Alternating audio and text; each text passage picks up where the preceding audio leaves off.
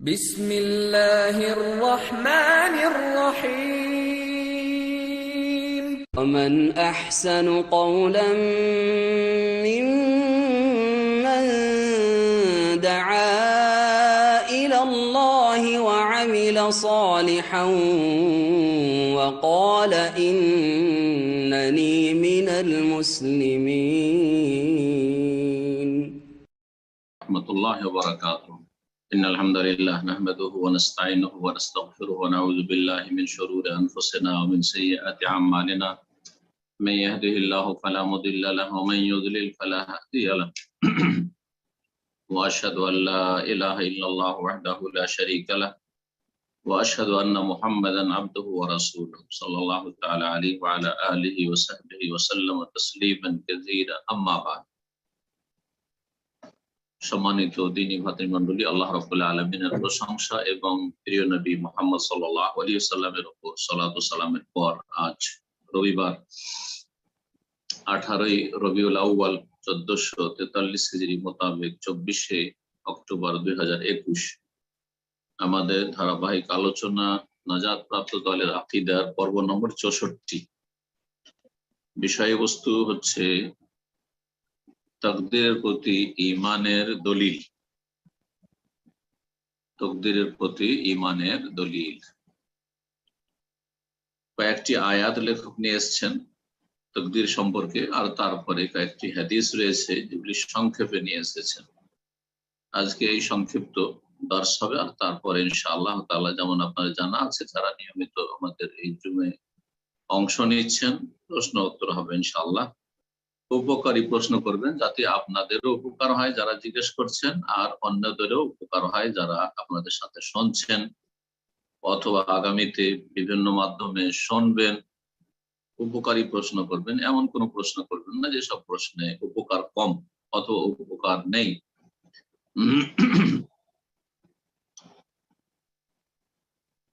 তো শুরু করা যাক। বলছেন লেখক ইমাম হাফেজ হাকামি রহমতুল্লাহ আলাইহি, মা দালিলুল ঈমান বিল কদরি জুমলাতান, তাকদীরের প্রতি ঈমানের সংক্ষিপ্ত আকারে দলিল কি? সংক্ষেপে শুধু দলিলগুলি আলোচনা করতে চেয়েছেন লেখক, এই জন্য। আর তিনি তার কিতাবটিকে সাজিয়েছেন প্রশ্ন উত্তর আকারে। প্রশ্ন উত্তর আকারে নিজে প্রশ্ন করেছেন, নিজে উত্তর দিয়েছেন, এইভাবে। তো বলছেন যে তাকদীরের প্রতি ঈমানের দলিল কি হতে পারে? দলিল হচ্ছে ওয়াহী।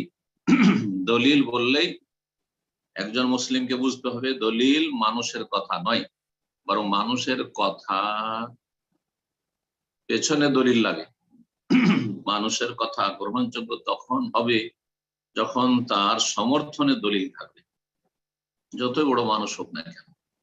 একমাত্র দলিল হচ্ছে ওয়াহী, আর ওয়াহী হচ্ছে আল কোরআনুল কারীম আর সহিহ সুন্নাহ রাসূলুল্লাহ সাল্লাল্লাহু আলাইহি সাল্লামের হাদিস। এই দুটো হচ্ছে দলিল।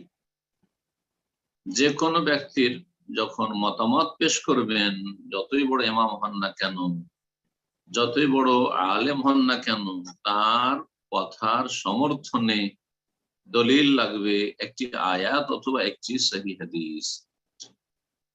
এই বিষয়টি জেনে নিলে আর অন্ধ অনুকরণ থাকবে না, অন্ধভক্তি থেকে মুক্তি লাভ করবে, গুমরাহি থেকে নাজাত পাবে। তো এখানে ঈমান বিল কদর, তাকদীরের প্রতি ঈমানের দলিল। তাকদীরকে আরবিতে কদর বলা হয়, তাকদীরটাও আরবি, তাকদীর শব্দটিও আরবি, যাকে আমরা ভাগ্য বলে থাকি বাংলা ভাষায়। আবার অনেকে নসিব বলে থাকে, নসিবটা কিন্তু আরবি। ওমা লাহু ফিল আখিরাতি মিন নসিব, নসিব মানে অংশ। নসিব বা নসিব, বাংলায় নসিব মানে হচ্ছে অংশ। তো প্রতিটি মানুষের বা প্রতিটি সৃষ্টির তাকদীরটা তার নসিব, তার অংশ। সেই জন্য তাকদীরকে নসিব বলা। অমুকের নসিব ভালো, অমুকের নসিব খারাপ।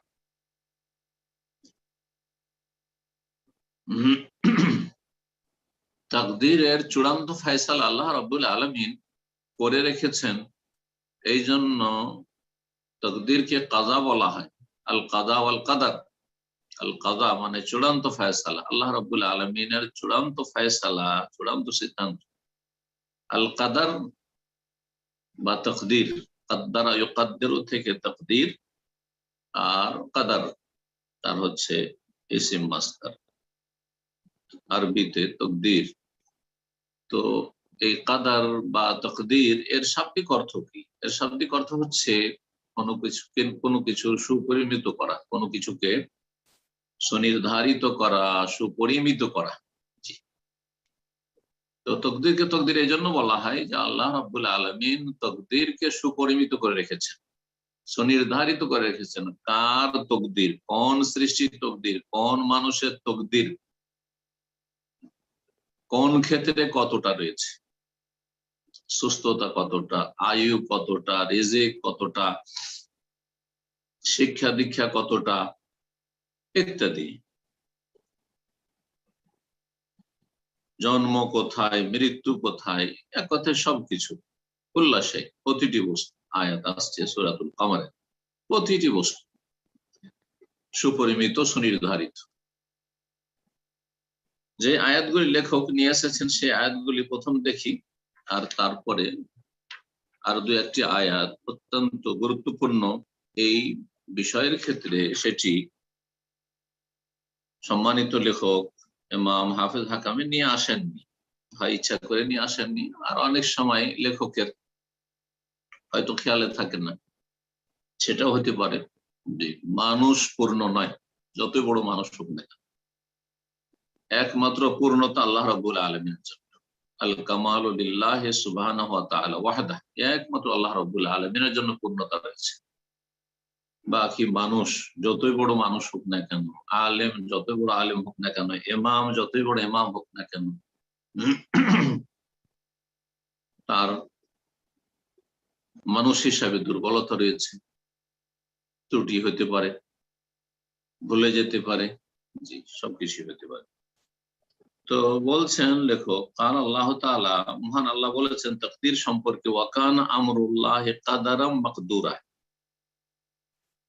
আল্লাহ রাব্বুল আলামিনের নির্দেশ, আমরুন মানে নির্দেশ, আমরুন মানে আল্লাহর বিধান,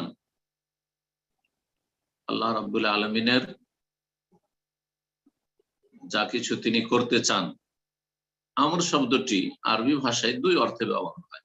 একটি হচ্ছে আমর মানে নির্দেশ, হুকুম, আল্লাহর হুকুম। এর বহু বচন হচ্ছে আওয়ামের। আমর যখন হুকুমের অর্থ হবে, নির্দেশের অর্থ হবে, তখন তার বহু বচন হচ্ছে আওয়ামের। আর আমরের আরেকটি জমা বহু বচন রয়েছে ওমর, ওয়া ইলাল্লাহি তুরজাউল উমুর, আলা ইলাল্লাহি তাসিরুল উমুর। কোরআনে কারিমে আল উমুর, কার্যাবলী সম্পর্কে এই শব্দটি অনেক জায়গায় এসছে, এক বচন এসছে আমর, আর অমর এসছে। তো তখন আমর মানে হবে কাজ, আমর মানে হচ্ছে কাজ, ওখান আমরুল আল্লাহর কাজ। তাহলে যখন হুকুমের অর্থে বা নির্দেশের অর্থ হবে আল্লাহ নির্দেশ, আর আল্লাহ নির্দেশই আল্লাহর বিধান। আর যখন কাজের অর্থ হবে, তখন অমর যখন জমা নেবেন আমরের, তখন আল্লাহর কাজ, আল্লাহর কাজ। জি, তকদির সুনির্ধারিত করা আল্লাহর কাজ। তো এই অর্থও ঠিক আছে। আবার আল্লাহ নির্দেশ, তকদির আল্লাহ নির্দেশ। আল্লাহ রাব্বুল আলামিন যেইভাবে তকদির সম্পর্কে নির্দেশ দিয়েছেন তাই লেখা হয়েছে, তাই কলমে লিখেছে। তো আমরুল্লাহ বলছিলাম, এখানে কোরআনে আয়াত এসেছে আমরুল্লাহ, ওয়া কানা আমরুল্লাহি, আল্লাহর হুকুম বা আল্লাহর নির্দেশ, কাদারান সুনির্ধারণে, মাকদুরান সুনির্ধারিত। আল্লাহ রাব্বুল আলামিন কাদার, আরবিতে কাদার তকদিরকে বলা হয়, আর মাকদুর যা নির্ধারিত করা হয়েছে, ইসিম মাফউল এসেছে। তো আল্লাহর কাজ বা আল্লাহর নির্দেশ কাদারান সুনির্ধারিত, মাকদুরা সুপরিমিত, অথবা অনুবাদকরা যেমন অনুবাদ করেছে বাংলায় কাদারা মাকদুরা, সুনির্ধারণ সুনির্ধারিত। বিভিন্ন অনুবাদ বিভিন্ন রকম অনুবাদ করতে পারে, আসল বিষয়টি প্রকাশ পেলেই হলো। দূরে না চলে গেলে আল্লাহ রাব্বুল যা বলতে চায় তা থেকে। কাদারা মাকদুরা, সূরা আহজাব আয়াত নম্বর 38। এই যে আমরুল্লাহ, আল্লাহ রাব্বুল আলামিন নির্দেশ, আল্লাহর নির্দেশ দুই রকম। আল্লাহর নির্দেশ দুই রকম, একটা হচ্ছে আল্লাহর সৃষ্টিগত নির্দেশ, আমরে কওনি, আমরুন কওনি, সৃষ্টিগত নির্দেশ। আর একটি হচ্ছে আমরুন শারঈ, শরীয়তগত, বিধানগত নির্দেশ। এই বিষয়গুলি সাধারণ মানুষরা অনেকে বুঝেন। আল্লাহ রাব্বুল আলামিনের শরীয়তগত নির্দেশ হচ্ছে ভিন্ন, আর আল্লাহ রাব্বুল আলামিনের যে সৃষ্টিগত নির্দেশ সেটা হচ্ছে ভিন্ন। আল্লাহর সৃষ্টিগত নির্দেশে পৃথিবীতে ভালো হচ্ছে, মন্দ হচ্ছে। পৃথিবীতে মানুষ সৎ আছে, অসৎ আছে, এটা আল্লাহর আমরে সৃষ্টিগত নির্দেশ। কখনো আল্লাহর অনুগ্রহ নিয়ামত নাযিল হচ্ছে, কখনো আল্লাহর আযাব নাযিল হচ্ছে, সৃষ্টিগত নির্দেশ। আল্লাহ রাব্বুল আলামিন যা কিছু করেন এবং যা কিছু ঘটে থাকে আল্লাহর সৃষ্টিতে, ভালো মন্দ সবগুলি আল্লাহ নির্দেশ, এটা হচ্ছে সৃষ্টিগত নির্দেশ। আর শারঈ, আমরুন শারঈ, বিধানগত নির্দেশ হচ্ছে আল্লাহ রাব্বুল আলামিনের। আল্লাহ রাব্বুল আলামিন যা পছন্দ করেন, যা ভালোবাসেন তার নির্দেশ দিয়ে থাকেন। যা আল্লাহ ভালোবাসেন না, যা পছন্দ করেন না, যার উপর আল্লাহ অসন্তুষ্ট হন, সন্তুষ্ট হন না, তার কখনো নির্দেশ দেন না। আল্লাহ রাব্বুল আলামিন তার তৌহিদ ভালোবাসেন, যে বান্দা তার তৌহিদ প্রতিষ্ঠা করুক, সুতরাং তৌহিদের নির্দেশ দিয়েছেন, আনে আবুদুল্লাহ রাব্বি ওয়া রাব্বাকুম, ইয়া আইয়ুহান নাস, হে মানব সকল, উবুদুল্লাহ রাব্বাকুম, তোমাদের রব আল্লাহকে, আল্লাহর ইবাদত বন্দেগী করো। আর শিরক আল্লাহ পছন্দ করেন না, শিরকে আল্লাহ ভালোবাসেন না, শিরকের উপর আল্লাহ সন্তুষ্ট হন না, সুতরাং শিরক থেকে নিষেধ করেছেন, লা তুশরিক বিল্লাহ, আল্লাহর সাথে শরীক স্থাপন করিও না। তো আল্লাহ রাব্বুল আলামিন বিধানগত নির্দেশের ক্ষেত্রে ভালো কথা কাজের আল্লাহ নির্দেশ দেন, আর মন্দ কথা কাজের নির্দেশ আল্লাহ দেন। ওয়ালা ইয়ারদা লিইবাদিল কুফর, বান্দার জন্য আল্লাহ কুফরির ওপর কখনো রাজি হন না, সন্তুষ্ট হন না, কখনো পছন্দ করেন না। তো এই ছিল আল্লাহ শারঈ নির্দেশ, বিধানগত নির্দেশ আর সৃষ্টিগত নির্দেশ। সৃষ্টিগত নির্দেশ আপনার আমার সম্পর্কে আল্লাহ রাব্বুল প্রতিদিন আল্লাহর সৃষ্টিগত নির্দেশ হইতেই আছে। কখনো আল্লাহ সুস্থ রাখছেন, সেটা আল্লাহ নির্দেশে, কখনো অসুস্থ, আমি আপনি অসুস্থ, কখনো সুখে আছেন, কখনো দুঃখে আছেন, আল্লাহ নির্দেশে, সবকিছু আল্লাহ নির্দেশে। এটা হচ্ছে সৃষ্টিগত নির্দেশ। হায়াত মৌত, মানুষ ভূমিষ্ঠ হচ্ছে আল্লাহ নির্দেশে, মারা যাচ্ছে আল্লাহ নির্দেশে, এগুলো সৃষ্টিগত নির্দেশ। দ্বিতীয় আয়াত তাকদীর সম্পর্কে মহান আল্লাহ বলছেন, লিয়াকদি আল্লাহু আমরান কানা মাফউলা, সূরা আনফাল আয়াত নম্বর 42। আল্লাহ বলছেন যে আল্লাহ রাব্বুল আলামিন এই বদরের যুদ্ধের মাধ্যমে লিয়াকদি আল্লাহু আমরান, যাতে করে আল্লাহ ফয়সালা করে দেন বা সম্পন্ন করেন এমন একটি বিষয় বা এমন একটি কাজ, আমরান মানে কাজ, এমন একটি আল্লাহ রাব্বুল নির্দেশ, কানা মাফউলা, যা পূর্ব নির্ধারিত বা পূর্ব স্বীকৃত, পূর্বেই স্থিরকৃত, আল্লাহর পক্ষ থেকে স্থির রয়েছে যে এটা ঘটবে। আল্লাহ একটা কিছু ঘটাতে চান। আবু জাহালকে তো হাতের নাগালে পাওয়া যেত না, মক্কার বড় বড় কাফের নেতাদেরকে তো হাতের নাগালে পাওয়া যেত না, আর মক্কা গিয়ে তাদেরকে মারাও যেত না। তো আল্লাহ চান যে এই আবু জাহালকে আর তার সাথী সঙ্গী যে বড় বড় নেতারা রয়েছে তাদেরকে বদর প্রান্তে আল্লাহ মারবেন। এই যে আল্লাহ রাব্বুল আলামিন এর চূড়ান্ত ফয়সালা করে রেখেছেন, লিয়াকদি আল্লাহ, এটাকে আল্লাহ বাস্তবায়ন করতে চান, এটাকে আল্লাহ সম্পন্ন করতে চান। কানা মাফউলা, যেটা আগে থেকে স্থিরকৃত ছিল আল্লাহর ফয়সালায়, আল্লাহর তাকদীরে, লওহে মাহফুজে সেটা স্থির করা ছিল যে এই সময় এইভাবে ঘটবে। রাসূলুল্লাহ সাহাবায়ে কেরামরাও কল্পনা করেনি যে আমাদেরকে বদরে গিয়ে লড়াই করতে হবে, আর লড়াইয়ের জন্য যাননি। তারা গিয়েছিলেন ঈদের জন্য না, ফিরের জন্য নয়। অর্থাৎ সামদেশ থেকে মক্কার কাফেরদের বাণিজ্যিক কাফেলা আসছে, মাল সামান নিয়ে আসছে, আমরা ধন সম্পদ সবকিছু ছেড়ে খালি হাতে বহিষ্কৃত হয়েছি মক্কা থেকে, আমাদের ক্ষতিপূরণ হিসাবে তাদের ধন সম্পদ আমরা লুটে নেব, প্রতিশোধ ইসলাম জায়েজ, সীমা লঙ্ঘন জায়েজ নাই, কিন্তু প্রতিশোধ জায়েজ। কিন্তু আল্লাহ রাব্বুল আলামিন তা চাননি। আল্লাহ চেয়েছিলেন যে নাফির মানে লড়াই হোক এবং একটা চূড়ান্ত ফয়সালা হয়ে যায়। এই কথা আল্লাহ এখানে বলেছেন। তো এই যে কানা মাফুলা পূর্বেই স্থিরকৃত ছিল বা সুনির্ধারিত ছিল মাফউলা।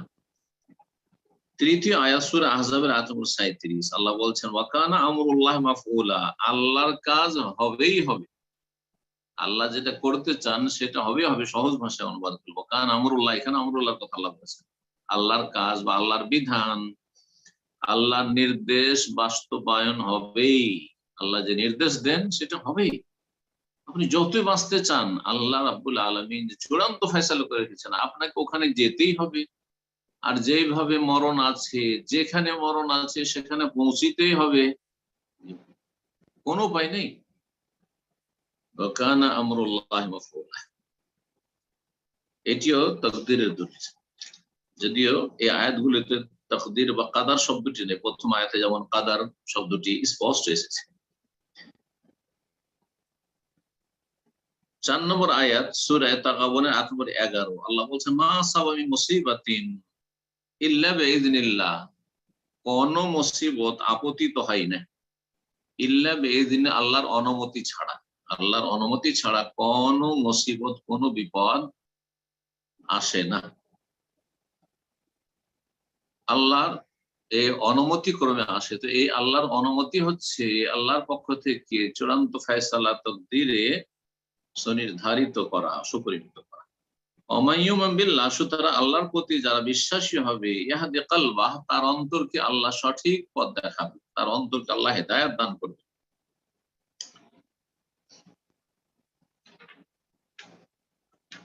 তাকদীর সম্পর্কে সবচেয়ে স্পষ্ট আয়াত, যেটা যত আইম্মায়ে কেরামগণ প্রায় তাকদীর সম্পর্কে লিখেছেন এই আকীদার বিষয়ে, তারা এই আয়াতটি পেশ করেছেন, প্রথম পেশ করে থাকেন। সেই আয়াতটি সূরাতুল কামার আয়াত নম্বর 49। আল্লাহ বলছে ইন্না কুল্লা শাইইন খালাকনাহু বিকদার, নিশ্চয়ই প্রতিটি বস্তুকে আমি সৃষ্টি করেছি বেকাদার, সুপরিমিত করে।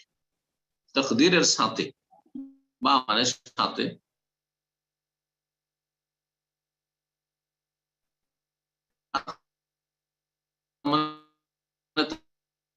সহজ ভাষা ইন্না কুল্লা নির্ধারিত করে, তার পরিমাণ, সময়, স্থান, কাল সবকিছুই সুনির্ধারিত রয়েছে। উন্নতি, অবনতি, ভালো মন্দ সবকিছু সুনির্ধারিত রয়েছে, সুপরিমিত রয়েছে। ইন্না কুল্লা শাইইন খালাকনাহু বিকদার। আল্লাহ রাব্বুল আলামিন সূরাতুল আলাতে বলেছেন সাব্বিহ ইসমা রাব্বিকাল আলা। অনেকের সূরা আলা মুখস্থ আছে আলহামদুলিল্লাহ, তো সেটা তাকদীরের দলিল আপনি বলতে পারেন। সাব্বিহ ইসমা রাব্বিকাল আলা আল্লাযী খালাকা ফাসাওয়া ওয়াল্লাযী কাদ্দারা ফাহাদা, যিনি কাদ্দারা সুপরিমিত করেছেন, সুনির্ধারিত করেছেন। এই কাদ্দারা ইউকাদ্দিরু থেকে তাকদীর। সূরাতুল কামারের আয়াতে আরেকটা জিনিস লক্ষণীয়, সেটা হচ্ছে যে প্রতিটি বস্তুকে আল্লাহ সুপরিমিত করে সৃষ্টি করেছেন। মানে প্রতিটি বস্তু, আর আল্লাহ ছাড়া সবকিছু হচ্ছে সেই বস্তু। আল্লাহ রাব্বুল জাত ছাড়া সবকিছুই হচ্ছে বস্তু। সমস্ত সৃষ্টি কি আল্লাহ রাব্বুল আলামিন সুনির্ধারিত করেছেন, সুপরিমিত করেছেন। এমনকি আসমান জমিনেরও তাকদীর আছে। আরে কীট পতঙ্গ, পোকামাকড়ের তাকদীর রয়েছে, গাছপালারও তাকদীর রয়েছে। কিন্তু আমরা সাধারণ মানুষ মনে করি যে তাকদীর শুধু মানুষের, আমাদেরই তাকদীর রয়েছে।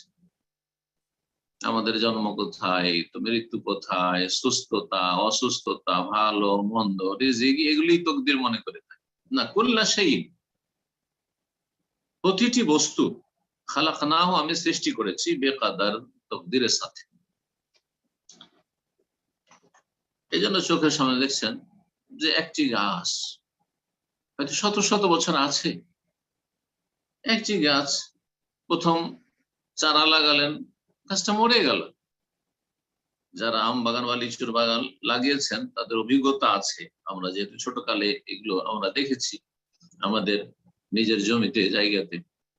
সুবহানাল্লাহ, যে আমের চারা আমরা লাগালাম, লিচুর চারা লাগালাম, কিছু থাকলো, কিছু মরে গেল, এটাই তাকদীর।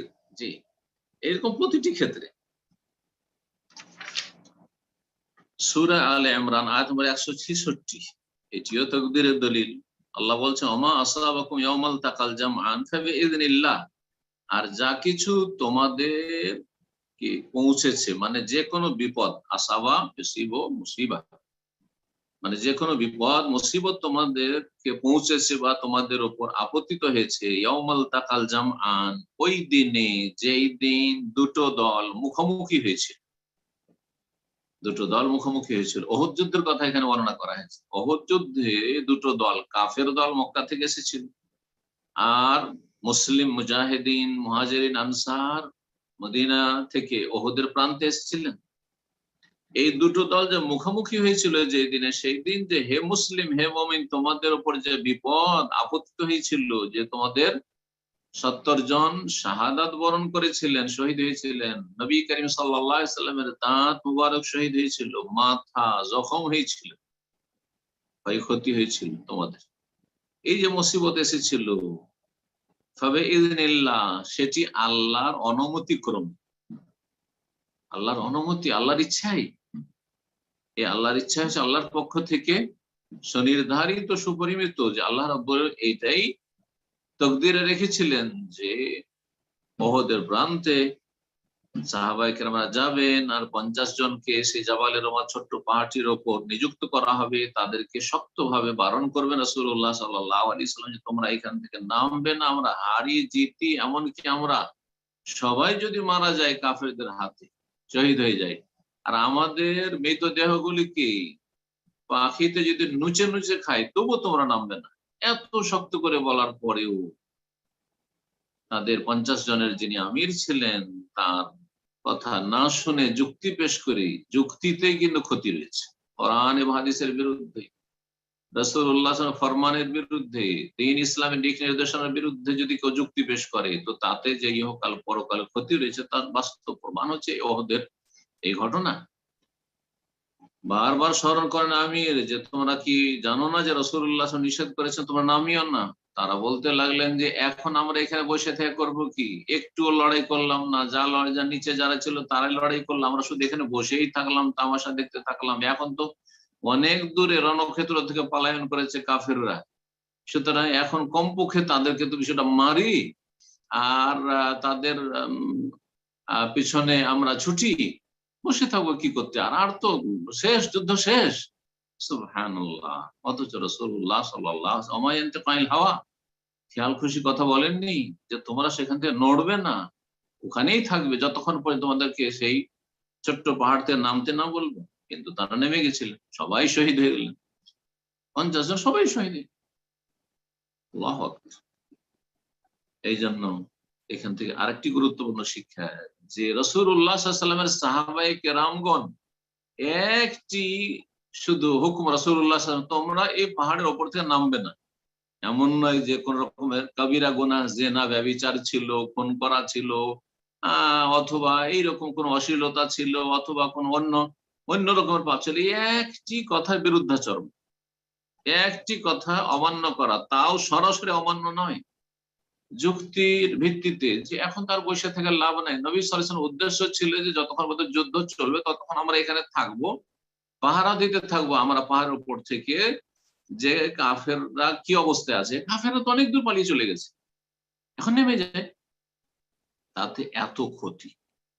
তাহলে যেসব মুসলিমরা প্রতিদিন আল্লাহর নাফরমানি করতেই আছে, একবার না বহুবার, রাসূলুল্লাহ সাল্লাল্লাহু আলাইহি ওয়াসাল্লামের প্রকাশ্য হাদিসের বিরোধিতা করছে, যেসব বিদআতপন্থীরা রাসূলুল্লাহ সাল্লাল্লাহু আলাইহি ওয়াসাল্লামের নিয়ে আসা আদর্শের বিরোধিতা করছে, তাদেরকে হাদিসের কথা বললেন, তোমার হাদিসে রাখো তুমি, আমাদের মযহাবে নেই এটা, আমাদের বুজুর্গানের দিন এরকম বলেন নাই, এরকম বলেছেন। সুবহানাল্লাহ, আল্লাহর আযাব আসবে না? এত সহজ মনে করেছেন? এই জন্য আল্লাহর আযাব। আর এই আল্লাহর আযাব দূর হবে না যতক্ষণ পর্যন্ত ফিরে না আসবেন সুন্নাহর কাছে, ফিরে না আসবেন তাওহীদের কাছে তাওহীদ এবং সুন্নাহ প্রতিষ্ঠা করতে হবে। আল্লাহ যেন তৌফিক দান করেন। আরেকটি আয়াত সূরা বাকারা আয়াত নম্বর 156 157 আল্লাহ বলছেন আল্লাযীনা ইযা আসাবাতহুম মুসিবা, তার আগে ধৈর্যশীলদেরকে সুসংবাদ দিতে বলছেন আল্লাহ রাব্বুল ওয়াবাশশিরিস সাবিরিন। হে নবী, ধৈর্যশীলদেরকে তুমি সুসংবাদ দিও না। ইহকাল পরকালে যারা ধৈর্যশীল তাদের জন্য সুসংবাদ রয়েছে, দুনিয়াতেও সুসংবাদ রয়েছে, আল্লাহ সম্মানিত করবে শেষ পরিণাম, আর আখিরাতেও আল্লাহ রাব্বুল আলামিন তাদেরকে মহাপুরস্কার দিয়ে সম্মানিত করবে, জান্নাত দিয়ে সম্মানিত করবে, আল্লাহ রাব্বুল দর্শন দিয়ে সম্মানিত করবে। বহু সম্মানের দিক রয়েছে ধৈর্যশীলদের জন্য, যারা সার্বিক দিক থেকে ধৈর্য ধারণ করেছে, বালা মুসিবতে ধৈর্য ধারণ করেছে, দিনের উপর অটলতায় ধৈর্য ধারণ করেছে এবং গুনাহ থেকে বাঁচার ক্ষেত্রে ধৈর্য ধারণ করেছে। ধৈর্য কিন্তু তিন প্রকারের, ধৈর্য তিন প্রকারের, যেদিকে আমি ইঙ্গিত করলাম আমার এই ধৈর্য সম্পর্কে যে কথাটি বললাম তার মধ্যে। ওয়াবাশশিরিস সাবিরিন, সুসংবাদ দিয়ে দাও হে নবী ধৈর্যশীলদেরকে। তারা কারা? আল্লাযীনা ইযা আসাবাতহুম মুসিবা, ওরা তো তারা যাদের উপর বিপদ আপদ আপতিত হলে কালু, তারা হাহাকার অবস্থা তাদের হয় না, তারা একেবারে ধৈর্যহারা হয়ে যায় না, হাই কি হয়ে গেল না, এরকমটা করে না। কালু, তারা কি, ইন্না লিল্লাহ, আমরা সকলে আল্লাহ, আমিও আল্লাহর, আর যে আমার চলে গেছে সেও আল্লাহ, আমার মাও আল্লাহর, আমার বাবাও আল্লাহর, আমার ছেলে মেয়েও আল্লাহ, সবকিছু আল্লাহ, আমার ধন সম্পদ আল্লাহ, দুনিয়ার রাজত্ব সবকিছু আল্লাহ, চলে গেছে, কোনো আফসোস নেই। ইন্না লিল্লাহ, আমরা সকলে আল্লাহ, ওয়া ইন্না ইলাইহি রাজিউন, নিঃসন্দেহে আমরা তার কাছেই প্রত্যাবর্তিত হব, ফিরে যাব। আমরা আছি এখন, কিন্তু একসময় তার কাছে ফিরে যেতে হবে, যেহেতু যার তার কাছে ফিরে যেতে হবে, আমরা আল্লাহ, সুতরাং আল্লাহর কাছে ফিরে যেতে হবে। কাউকে আগে যেতে হবে আর কাউকে পরে, কিন্তু সবাইকে যেতে হবে। আপনি ভাবিয়েন না যে আপনার দুশমন আপনার আগে চলে গেছে, খুব হাসছেন, না না না, কখন না, মূর্খ আপনি, আপনাকেও যেতে হবে। উলাইকা আলাইহিম সালাওয়াতু মির রাব্বিহিম, এরা যারা ধৈর্য ধারণ করে এবং ইন্না লিল্লাহি ওয়া ইন্না ইলাইহি রাজিউন, তাহলে বোঝা গেল যে আয়াত থেকে যে ইন্না লিল্লাহি ওয়া ইন্না ইলাইহি রাজিউন কখন পড়তে হবে? যে কোনো বিপদ আপদ যদি নেমে আসে, যেটাকে আপনি মনে করছেন বা অনুভব করছেন যে এটি আমার জন্য মুসিবত বিপদ, সেটা শুধু কারো মারা যাওয়া নয় আর কারো মৃত্যুর খবরে নয়, এটা হচ্ছে বাঙালি কথা, বাঙালি ট্রেডিশন। কারো মরার খবর হলে ইন্না লিল্লাহ পড়েন না, এমনকি যদি কোনো কাফেরও মরে আর শুনে অমুক কাফের মারা গেছে, ইন্না লিল্লাহ, এত অভ্যাস হয়ে আছে ইন্না লিল্লাহ পড়ে কারো মরণের ওপর, যে মুসলিম হোক আর কাফের, সৎ হোক আর অসৎ হোক, আল্লাহর দোস্ত হোক আল্লাহর দুশমন হোক, তাওহীদ সুন্নাতের দুশমন, শিরক বিদআতের পৃষ্ঠপোষক, তারপর ইন্না লিল্লাহি ওয়া ইন্না ইলাইহি রাজিউন। কোন মুসিবত পড়েছে আপনার উপর যে ইন্না লিল্লাহি ওয়া ইন্না ইলাইহি রাজিউন? আল্লাহর দুশমন দূর হয়েছে, আল্লাহর দ্বীনের দুশমন দূর হয়েছে, পাপিষ্ঠ দূর হয়েছে, কোন মুসিবত হয়েছে? ইন্না লিল্লাহি ওয়া ইন্না ইলাইহি রাজিউন, ইন্না লিল্লাহি ওয়া ইন্না ইলাইহি রাজিউন। আপনি একটু হোঁচট খেয়েছেন, মুসিবত, ইন্না লিল্লাহি ওয়া ইন্না ইলাইহি রাজিউন। আপনার পকেট থেকে মানি ব্যাগ পড়ে গেছে, আপনার আইডি কার্ড হারিয়ে গেছে, আপনার কোনো কিছু হয়েছে, ইন্না লিল্লাহি ওয়া ইন্না ইলাইহি রাজিউন। যে কোনো একটা ছোট থেকে ছোট বিপদ হোক না কেন, যে কোনো একটি খারাপ সংবাদ পেলেন, ইন্না লিল্লাহি, আমরা সকলে আল্লাহ এবং আল্লাহর কাছে ফিরে যেতে হবে, আমাকে আগে চলে যেতে হবে, না হয় আমার যা নিয়ামত আমার কাছে রয়েছে তা চলে যাবে। এই হচ্ছে ইন্না লিল্লাহর ক্ষেত্র। উলাইকা আলাইহিমুস সালাওয়াত, যারা এইরকম ধৈর্য ধারণ করে এবং বিপদ আপদ আসলে তারা ইন্না লিল্লাহি ওয়া ইন্না ইলাইহি রাজিউন পড়ে, তাদের প্রতি কি রয়েছে? তাদের রবের পক্ষ থেকে, প্রতিপালকের পক্ষ থেকে সালাওয়াত মানে অনুগ্রহ রয়েছে, রাহমা এবং রহমত রয়েছে। উলাইকা হুমুল মুহতাদুন, এবং তারাই হেদায়েত প্রাপ্ত, যারা ধৈর্য ধরতে পারবে তারাই হচ্ছে সঠিক পথ প্রাপ্ত। এই আয়াতেও মুসিবতের কথা বলা হয়েছে, যখন মুসিবত তাদের উপর নেমে আসে, মুসিবত নেমে আসে আল্লাহর পক্ষ থেকে মুসিবত নির্ধারিত রয়েছে। এই ছিল তকদির সম্পর্কে আয়াতগুলি। তারপরে লেখক বলছেন ওয়াগায়রা যালিক মিনাল আয়াত, এছাড়াও অনেক আয়াত রয়েছে কোরআনে কারিমে তকদির সম্পর্কে। আর জিবরাইল আলাইহিস সালামের যে হাদিস বলে প্রসিদ্ধ হাদিস, লম্বা হাদিস, যাতে জিবরাইল আলাইহিস সালাম আসলেন মানুষের রূপ ধরে মদিনায়, মসজিদ নববীতে, রাসূলুল্লাহ সাল্লাল্লাহু আলাইহি সাল্লামকে 5টি প্রশ্ন করেছিলেন। প্রথম প্রশ্ন ছিল ইসলাম সম্পর্কে, দ্বিতীয় ছিল ঈমান সম্পর্কে, তৃতীয় ছিল ইহসান সম্পর্কে। যে ঈমান সম্পর্কে যখন জিজ্ঞেস করেছিলেন তখন রাসূলুল্লাহ বলেছিলেন আল ঈমান আন তুমিনা বিল্লাহি ওয়া মালাইকাতিহি ওয়া কুতুবিহি ওয়া রুসুলিহি ওয়াল ইয়াউমিল আখির ওয়াল কদরি ওয়া তুমিনু বিল কদরি খাইরিহি ওয়া শাররিহি। তাই বলছেন যে জিবরাইল আলাইহিস সালামের হাদিসে, এর আগে আমি আলোচনা করেছি, মানে হাদিসটি নিয়ে এসেছেন এরা, তুমি ঈমান নিয়ে আসবে, বিশ্বাস স্থাপন করবে তাকদীরের উপর, খাইরিহি ওয়া শাররিহি, ভালো হোক আর মন্দ হোক, সব সময় ভালো থাকবেন না বা সবসময় মন্দ।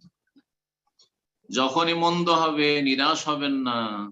রাতের পরে যেমন দিন আসবে এটা আপনার ভালো করে জানা আছে, ঠিক তেমনি বিপদের উপর সুখ শান্তি আসবে, এই আশাই আল্লাহর কাছে রাখবেন এবং আল্লাহ রাব্বুল সম্পর্কে সুধারণা রাখবেন। ঠিক তেমনি আপনার দীর্ঘকাল ধরে সুখ আর সুখ, শান্তি আর শান্তি, পয়সা আর পয়সা, নিয়ামত আর নিয়ামত, প্রতারিত হবেন না, অহংকারী হবেন না।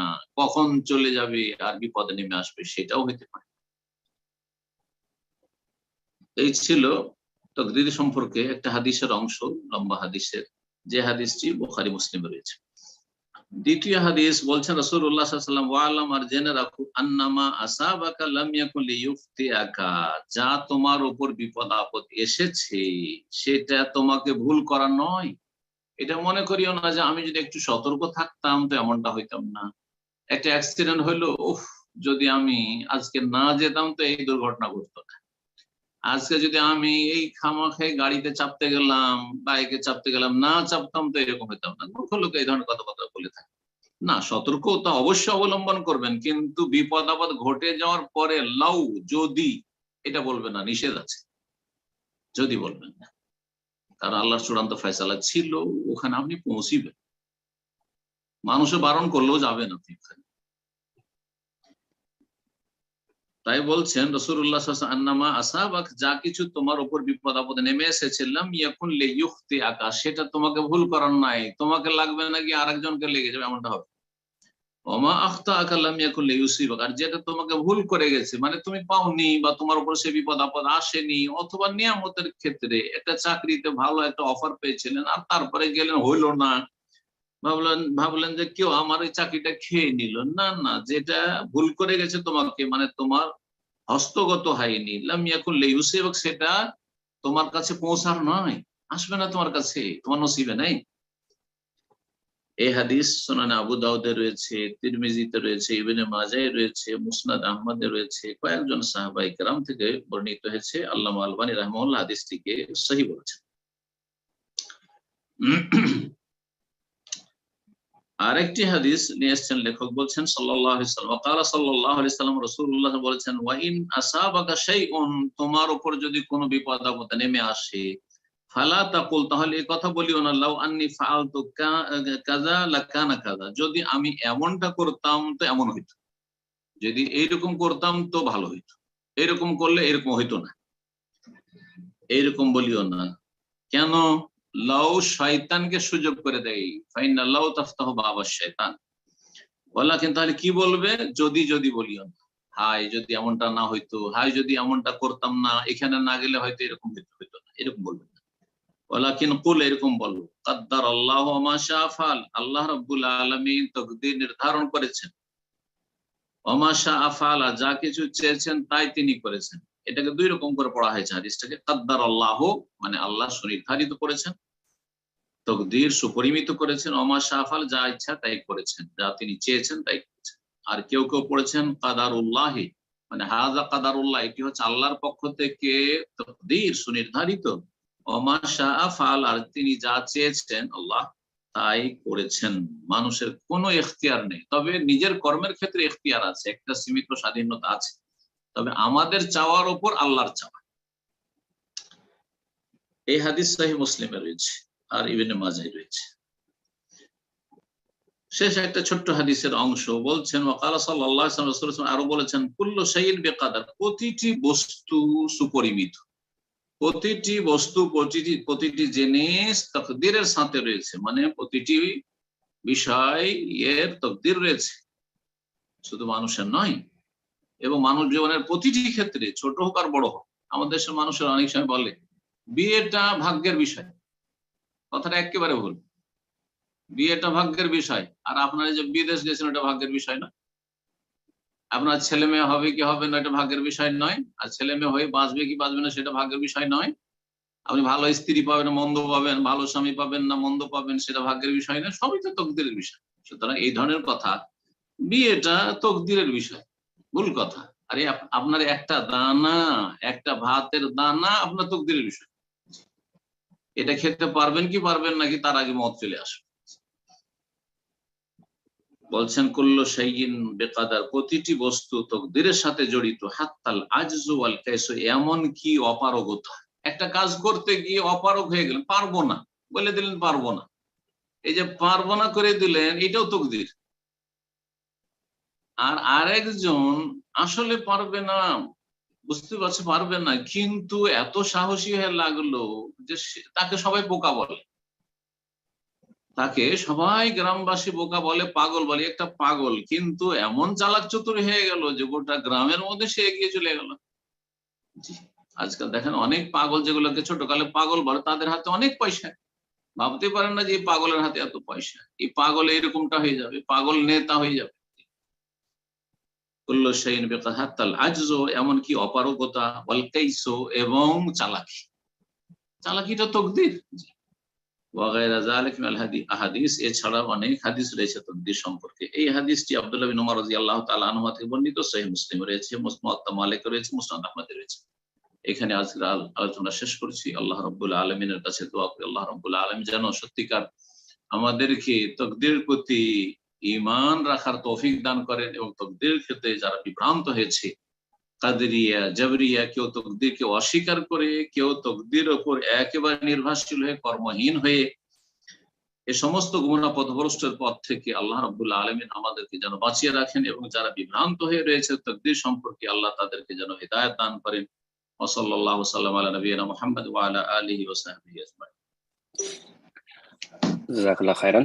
সম্মানিত দিনী ভাই বোনেরা, ইনশাআল্লাহ এখনই আমাদের প্রশ্নোত্তর পর্ব শুরু হবে। তার পূর্বে আমরা শুরুতে যে একটি জরুরি ঘোষণা করেছিলাম, সেটি আবারও ওই সকল ভাই বোনদের উদ্দেশ্যে যারা নতুন প্রোগ্রামে জয়েন করেছেন ঘোষণার পরে, তাদের উদ্দেশ্যে বলছি যে আগামী সপ্তাহ থেকে আমাদের প্রোগ্রামের সময়সূচি পরিবর্তিত হচ্ছে।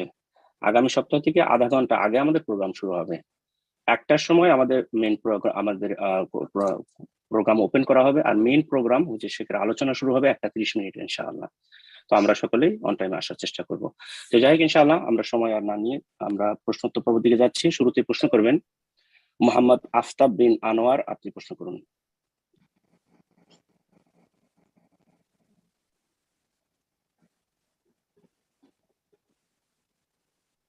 আসসালামু আলাইকুম ওয়া রাহমাতুল্লাহি ওয়া বারাকাতুহু। ওয়া আলাইকুম আসসালাম ওয়া রাহমাতুল্লাহি ওয়া বারাকাতুহু। কেমন আছেন স্যার? আমি খুবর থেকে বলছি। মাশাআল্লাহ। স্যার, আমাদের অনেক জায়গা যে আমি অথবা আমরা অনেক দিনী ভাইয়েরা অনেক জায়গায় কাজ করি। তো সেখানে আমাদের কাজ করতে গিয়ে অনেক সময় কাস্টমারকে যে মালটা মানে বিক্রয় করি সেটা ফাতুরা বানিয়ে দিতে হয় আমাদের। তো সেখানে অনেক সময় কাস্টমার যে পরিমাণের টাকাটা সে ক্রয় করেছে তার চেয়ে বেশি পরিমাণের টাকা ফাতুরাতে লিখে দিতে বলে। তো এটা কিভাবে মানে হবে? এটা কি মানে আমি মালিক পক্ষ থেকে আদেশ যে না, কাস্টমার যা বলবে তা লিখে দিতে হবে? তো এই বিষয়ে কি মানে এটা কি আমার ইনকাম হালাল হবে না হারাম হবে, না সেই হাদিসের আলোকে পড়বে যে খারাপ কাজের মানে সহযোগিতা করলো সেও সেই পরিমাণ গুনাহগার হবে? এটা আগে বিস্তারিত জানতে, এটা অন্য ভাইয়েরও প্রশ্ন ছিল একই রকমের। তো এটা একটু বলবেন আগে কোরআন হাদিসের আলোকে। জাযাকাল্লাহু খাইরান। বিসমিল্লাহির রহমানির রহিম, আলহামদুলিল্লাহ ওয়াসসালাতু ওয়াসসালামু আলা রাসূলিল্লাহ ওয়া আলা আলিহি ওয়া সাহবিহি ওয়া মান ওয়ালা। বাদ। প্রশ্ন করেছেন যে আমরা কোম্পানিতে বা কোনো প্রতিষ্ঠানে কাজ করি, আর সেখানে যখন কোনো কিছু বিক্রি করতে যাই তখন আমরা বিল বানিয়ে দিই। ফাতুরা মানে বিল।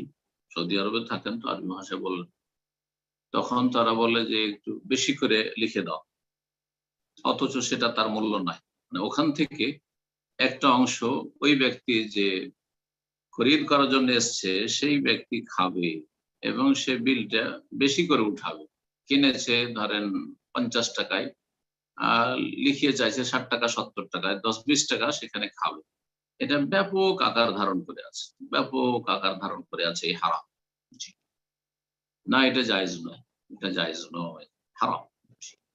আল্লাহ রাব্বুল আলামিন কোরআনে কারীমে ইরশাদ করেছেন, ওয়া তাআওয়ানু আলাল বিররি ওয়াত তাকওয়া, তোমরা একে অপরের সহযোগিতা করো নেকির কাজে, আল্লাহ ভীরুতার কাজে। ওয়ালা তাআওয়ানু আলাল ইসমি ওয়াল উদওয়ান, এবং তোমরা কেউ কারো সাহায্য করিও না গুনহার কাজে, সীমা লঙ্ঘনের কাজে। এখানে বড়ই সীমা লঙ্ঘন হচ্ছে, গুনহার কাজ হচ্ছে, চোর চুরি করছে, কোম্পানি তাকে বেতন দিয়ে আমানতদার বিশ্বস্ত মনে করে তাকে পারচেজ করার জন্য পাঠিয়েছে, আর সে এখানে কোম্পানির খেয়ানত করছে, সেই ব্যক্তি আমানতে খেয়ানত করছে, যে সে বেতনও নিল আর তার সাথে এখানে সে একটা পার্সেন্টেজ রাখবে, আর কোম্পানিকে গিয়ে বলবে যে 70 টাকা লেগেছে, অথচ লেগেছে 50 টাকা।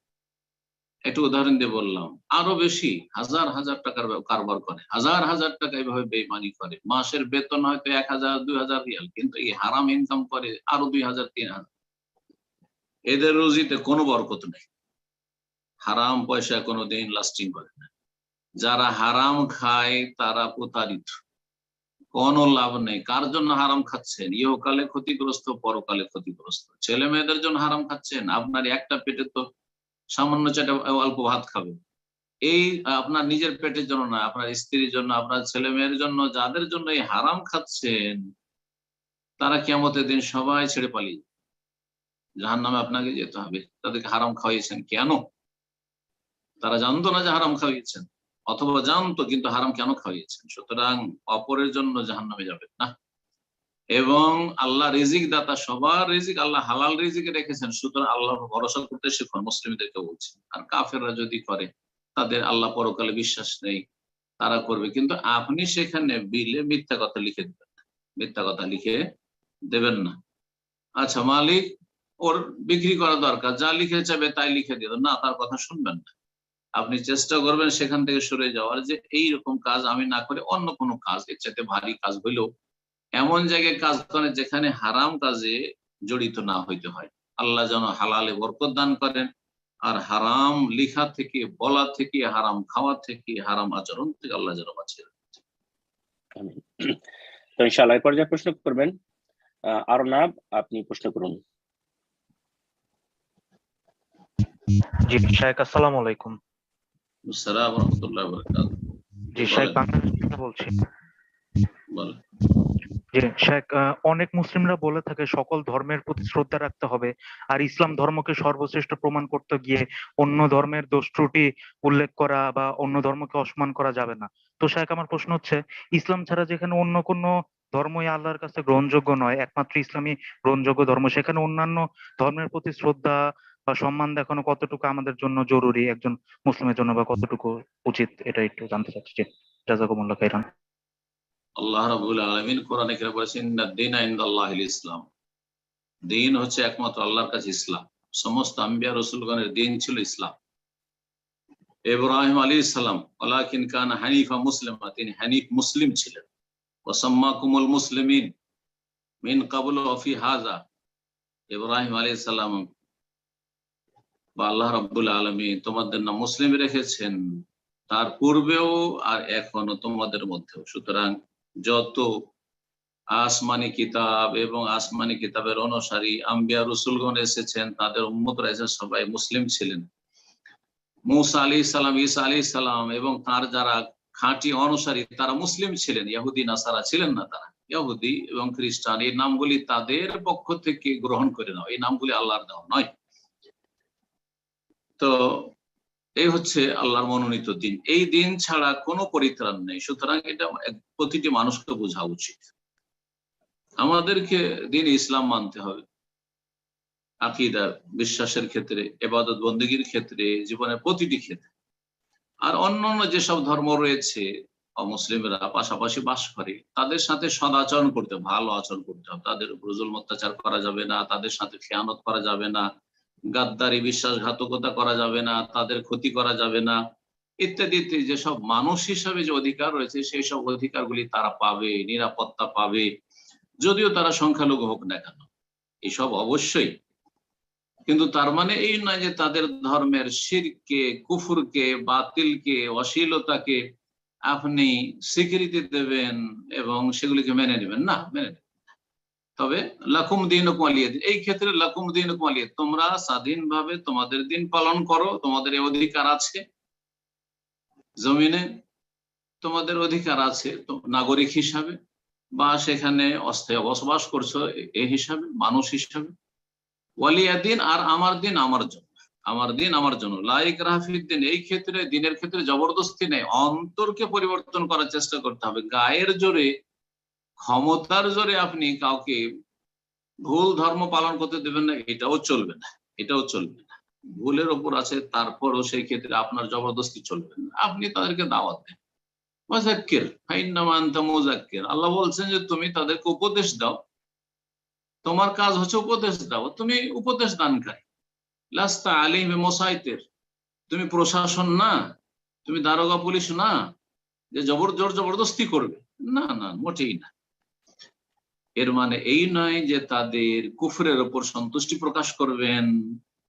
শ্রদ্ধা সম্মান করা মানে সন্তুষ্টি প্রকাশ করা, সন্তুষ্টি প্রকাশ করার অর্থে যদি হয় তাহলে মোটেই জায়েজ নাই। কিন্তু শ্রদ্ধা করা মানে তোমরা তোমাদের ধর্ম করো, আমরা আমাদের ধর্ম করেছি, সেটা আলাদা, এতটুকু ঠিক আছে। কিন্তু শ্রদ্ধা করা মানে আমি সব জায়গায় হাজির, আপনি সব জায়গায় হাজির, মসজিদও হাজির, মাজারেও হাজির, আপনি চার্চেও হাজির, মন্দিরেও হাজির, সব জায়গায় হাজির, না না, এটা জায়েজ না। মন্দিরে মন্দিরওয়ালারা যাবে, চার্চে চার্চওয়ালারা যাবে, মসজিদে মসজিদওয়ালারা যাবে, তাদেরকে আমরা মসজিদে ডাকি না। যখন তারা অন্তর থেকে বিশ্বাস করে ঈমান নিয়ে আসবে তখন বলবে যে আসো মসজিদে এসে 5 ওয়াক্ত সালাত পড়ো। মসজিদের বাইরে যদি অমুসলিম বসে থাকে, সৌদি আরবে অমুসলিম বসে থাকে, কিছুই বলা হয় না তাদের, কিন্তু মুসলিম বসে থাকলে তাকে অবশ্যই বলা হয় যে সালা সালা। জি, আশা করি বিষয়টি বুঝতে পেরেছেন। আল্লাহ যেন আমাদেরকে দ্বীনকে বুঝে সে অনুযায়ী চলার এবং পালন করার তৌফিক দান করেন। বাড়াবাড়ি ছাড়ি থেকে আল্লাহ যেন বেঁচে থাকার তৌফিক দান করেন।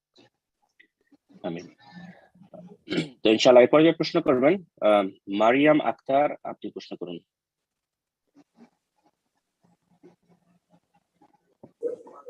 আসসালামু আলাইকুম রাহমাতুল্লাহ। ওয়ালাইকুম আসসালাম ওয়া রাহমাতুল্লাহি ওয়া বারাকাতুহু। জি বলেন। শাহেক, আমার প্রশ্ন হচ্ছে, আমার হায়েজ শুরু হয়েছে 10 দিন ছিল, 10 দিন থাকার পরে আবার 6 দিন পরে আবার শুরু হয়েছে। এখন আমি কি করব এই সময়?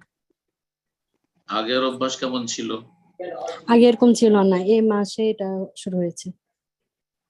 যে কয়দিন আপনার অভ্যাস ছিল আগে, সেই অভ্যাসটা আপনার মাসিক। যদি আগে 6 দিন অভ্যাস থেকে থাকে সেটা হচ্ছে মাসিক, আর তারপরে যখনই বন্ধ হয়েছে তখনই গোসল করে সালাত আদায় করবেন,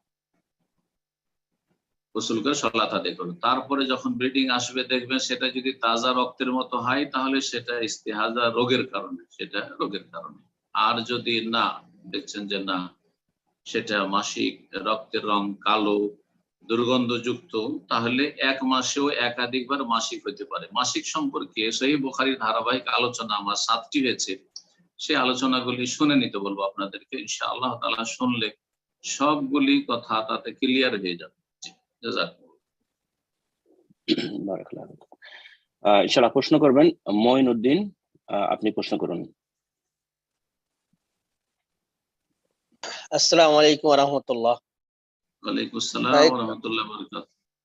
শাইখ মদিনা থেকে বলছি আমি, মঈন। মাশাআল্লাহ মাশাআল্লাহ, মদিনা, আহলে মদিনা, বলেন।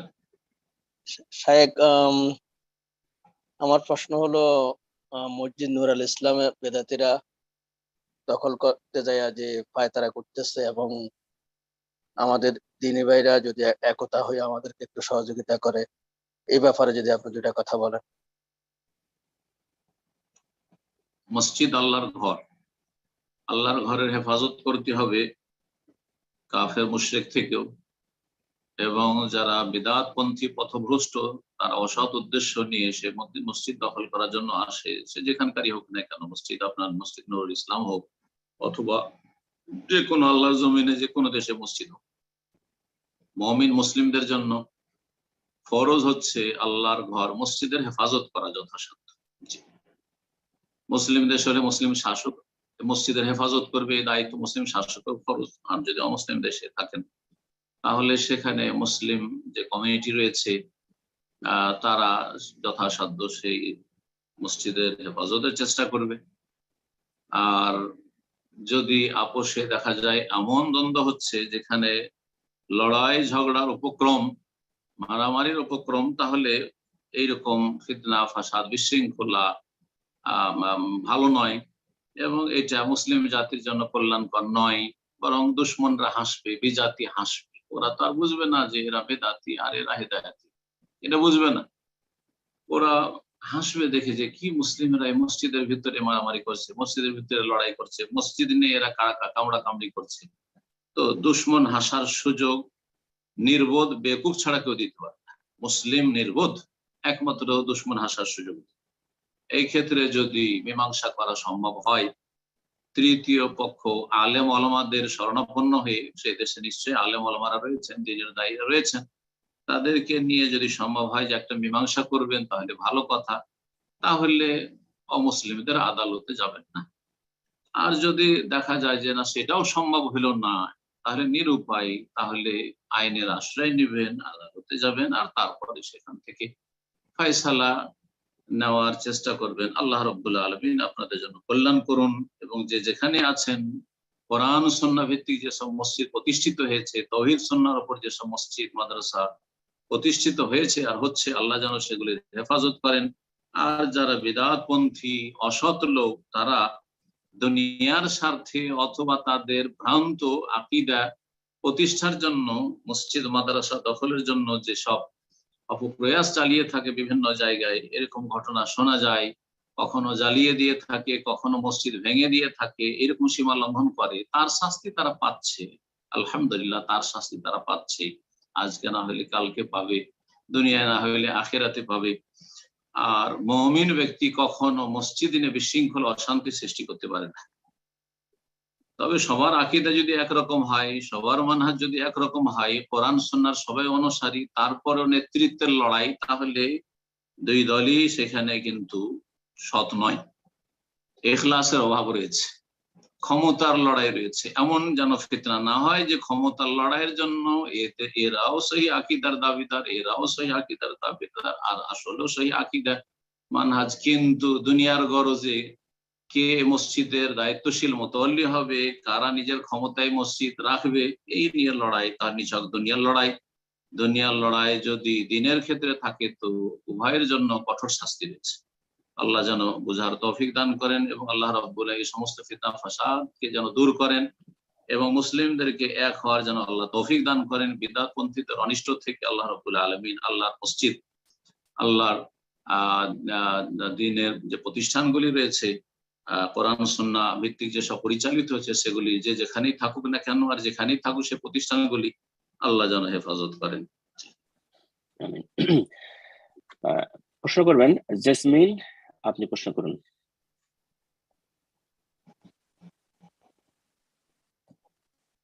আসসালামু আলাইকুম রহমতুল্লাহ। আসসালাম ওয়া রাহমাতুল্লাহি ওয়া বারাকাতুহু। স্যার, শায়েক, আমি ইউকে থেকে বলছি। আমার প্রশ্ন হলো ইসমে আজম সম্পর্কিত। কোরআনে যে দুটি ইসমে আজমের কথা বলা হয়েছে, বাকারার 163 এবং সূরা আল ইমরান, এটা কি আমরা সিজদায় পড়তে পারবো, যেহেতু এটা সম্পূর্ণ একটা তেলাওয়াত? আর সূরা আল ইমরানের 1 নম্বর তেলাওয়াতে কি আমার ইসমে আজম আলিফ লাম কি এটার অন্তর্ভুক্ত? জাযাকাল্লাহু খায়র। আলিফ ইসমে আজম মানে মহান নাম, ইসম মানে নাম, আর আজম মানে মহান। তো ইসমে আজম মানে মহান নাম, মহান নাম মানে আল্লাহর মহান নাম, আল্লাহর মহান নাম, আল্লাহর সবচেয়ে বড়, আজম মানে সবচেয়ে বড়। তো আল্লাহর সবচেয়ে বড় নাম কি, এই নিয়ে ওলামাদের বিভিন্ন মত রয়েছে এবং প্রত্যেক মতের পক্ষে দলিলও রয়েছে। আলিফ লাম মিম আল্লাহর নাম নয়, সুতরাং আলিফ লাম মিম ইসমে আজম নয়। সোজা কথা, আলিফ লাম মিম আল্লাহর যেহেতু নাম নয়, আল্লাহর 99টি নামের কোনো একটি নয়, সুতরাং আলিফ লাম মিম ইসমে আজম নয়। তাহলে ইসমে আজম কি? ইসমে আজম সম্পর্কে একটি মত হচ্ছে আল্লাহটা সবচেয়ে বড় না, কারণ আল্লাহকে সবচেয়ে বেশি আল্লাহ বলে ডাকা হয়। রহমান, রাহিম আর অন্যান্য যেসব নাম রয়েছে, রাজ্জাক, এসবের চাইতে বেশি আল্লাহকে আল্লাহ বলে ডাকা হয়। তো আল্লাহটি হচ্ছে সবচেয়ে বড় নাম আল্লাহ রাব্বুল আলামিন। ইয়া আল্লাহ, আল্লাহুম্মা, এই জন্য অধিকাংশ দোয়াতে হয় আল্লাহুম্মা রয়েছে। আল্লাহুম্মা মানে ইয়া আল্লাহ, আল্লাহ যুক্ত হুম্মা, ইয়া আল্লাহ। আর আল্লাহ রাব্বুল আলামিন কে ডাকা আল্লাহ শিখিয়েছেন কোরআন এবং হাদিসে যে দোয়াগুলি রয়েছে তাতে রব্বানা বা রব্বে। তো আল্লাহর একটি গুরুত্বপূর্ণ নাম হচ্ছে রব। তো আল্লাহ রাব্বুল আলামিন সুন্দর সুন্দর নাম রয়েছে, সেই নামগুলির মধ্যে আল্লাহকে মাধ্যমে ডাকতে হবে। তার মধ্যে ইসমে আজমের ফজিলত রয়েছে। ইসমে আজম দ্বারা যদি আল্লাহকে ডাকে তাহলে আল্লাহ রাব্বুল আলামিন ইসমে আজম বলে আল্লাহর কাছে আপনার চাওয়া চান, যা চাইছে। তাহলে হাদিসে আছে ইজা দুইয়া বিহি আজাব, যদি আল্লাহর কাছে দোয়া করা হয় ইসমে আজম দিয়ে তো আল্লাহ সেই ডাকে সাড়া দেন, দোয়া কবুল করেন। ওয়াইজা সুইলা বিহি, আর তার মাধ্যমে যদি যাচ্ছা করা হয় তো আতা, আল্লাহ দিয়ে থাকেন। এই হচ্ছে ইসমে আজমের ফজিলত। তো আল্লাহ বলে ডাকেন, আল্লাহুম্মা বলে ডাকেন, অথবা আল হাইয়ুল কাইয়ুম, যেই আয়াতগুলিতে ইঙ্গিত করেছেন আল হাইয়ুল কাইয়ুম, আলিফ লাম মিম, আল্লাহু লা ইলাহা ইল্লা হুয়াল হাইয়ুল কাইয়ুম। আয়াতুল কুরসিতে রয়েছে আল্লাহু লা ইলাহা ইল্লা হুয়াল হাইয়ুল কাইয়ুম, ইয়া হাইয়ু ইয়া কাইয়ুম বিরহমাতিকা নাস্তাগীস। এজন্য ইয়া হাইয়ু ইয়া কাইয়ুম এই দুটি আল্লাহর নাম ইসমে আজম, এর পক্ষে দলিল রয়েছে। তো এটা হচ্ছে ইসমে আজম সম্পর্কে বিদআত পন্থীদের মধ্যে অনেক ভিত্তিহীন ধারণা রয়েছে এবং এমন এমন তারা ধারণা রাখে যেগুলি কোরআন সুন্নায় এই কোথাও খুঁজে পাবেন না। মা আনজালাল্লাহু বিহা মিন সুলতান, কোনো দলিল প্রমাণ নেই। ইসমে আজম সম্পর্কে অনেক ইচ্ছা কাহিনী বিদআতপন্থীদের মধ্যে ছড়াছড়ি রয়েছে। ইসমে আজম পড়লে আকাশে উড়ে যাওয়া যায়, ইসমে আজম পড়লে উড়ে সাগর পার হওয়া যায়, ইসমে আজম পড়লে এই হয় তো সে হয়, সব ডাহা মিথ্যা কথা। ইসমে আজম আল্লাহ সুন্দর সুন্দর নাম, আর তার মধ্যে সে কোনটি নাম। সুতরাং আপনি আল্লাহ সুন্দর সুন্দর নাম দিয়ে ওয়ালিল্লাহিল আসমাউল হুসনা ফাদউহু বিহা, আল্লাহ কোরআনে কারীমে বলছেন যে আল্লাহ সুন্দর সুন্দর নাম রয়েছে, ফাদউহু বিহা, সুতরাং তাকে ডাকো, তার কাছে দোয়া করো সে নামগুলির ওসিলাই, নামগুলির মাধ্যমে। জি, জাযাকাল্লাহ খাইরান। তো ইনশাআল্লাহ এই পর্যায়ে প্রশ্ন করবেন মোহাম্মদ হুসাইন মাস্টার, আপনি প্রশ্ন করুন।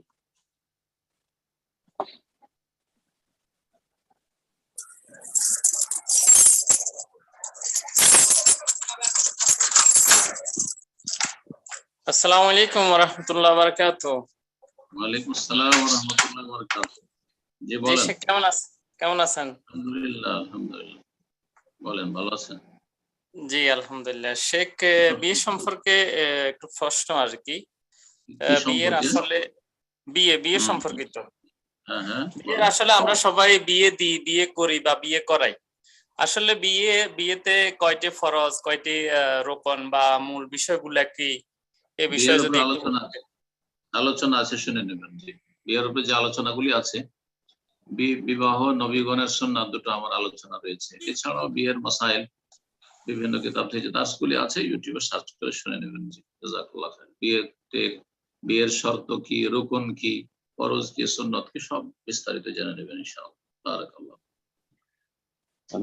তো ইনশাআল্লাহ এই পর্যায়ে প্রশ্ন করবেন তাজিমুল তুষার, আপনি প্রশ্ন করুন।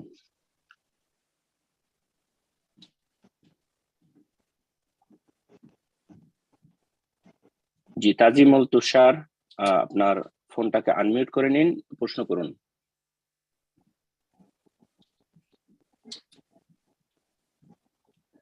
সম্ভবত নতুন লাইনে আছেন অথবা নেটজনিত প্রবলেম হতে পারে। তো ইনশাআল্লাহ আমরা আরেকজনকে সুযোগ করে দিচ্ছি। পর্যায়ে প্রশ্ন করবেন ফারহাদ উদ্দিন আহমেদ, আপনি প্রশ্ন করুন।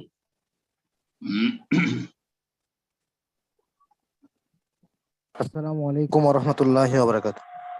ওয়ালাইকুম আসসালাম ওয়া রাহমাতুল্লাহি ওয়া বারাকাতুহু। জি বলেন। ওস্তাদ জি, আমি ঢাকা বাংলাদেশ থেকে বলছি। বলেন। ওস্তাদ জি, আমাদের আজকের প্রশ্ন হচ্ছে যে আলহামদুলিল্লাহ আমাদের অনেক দিনী ভাইদেরই আমাদের আকীদা এবং মানহাজ আলহামদুলিল্লাহ আল্লাহর রহমতে বিশুদ্ধ হলেও কিন্তু আমাদের মুআমালাতে ওস্তাদ জি আমরা অনেক ত্রুটি দেখতে পাচ্ছি। তো আমাদের এই মুআমালাতগত ত্রুটি থেকে আমরা কিভাবে উত্তরণ করতে পারবো ওস্তাদ জি, আমাদের জন্য নসিহত। দ্বীন ইসলাম হচ্ছে পূর্ণাঙ্গ জীবন বিধান।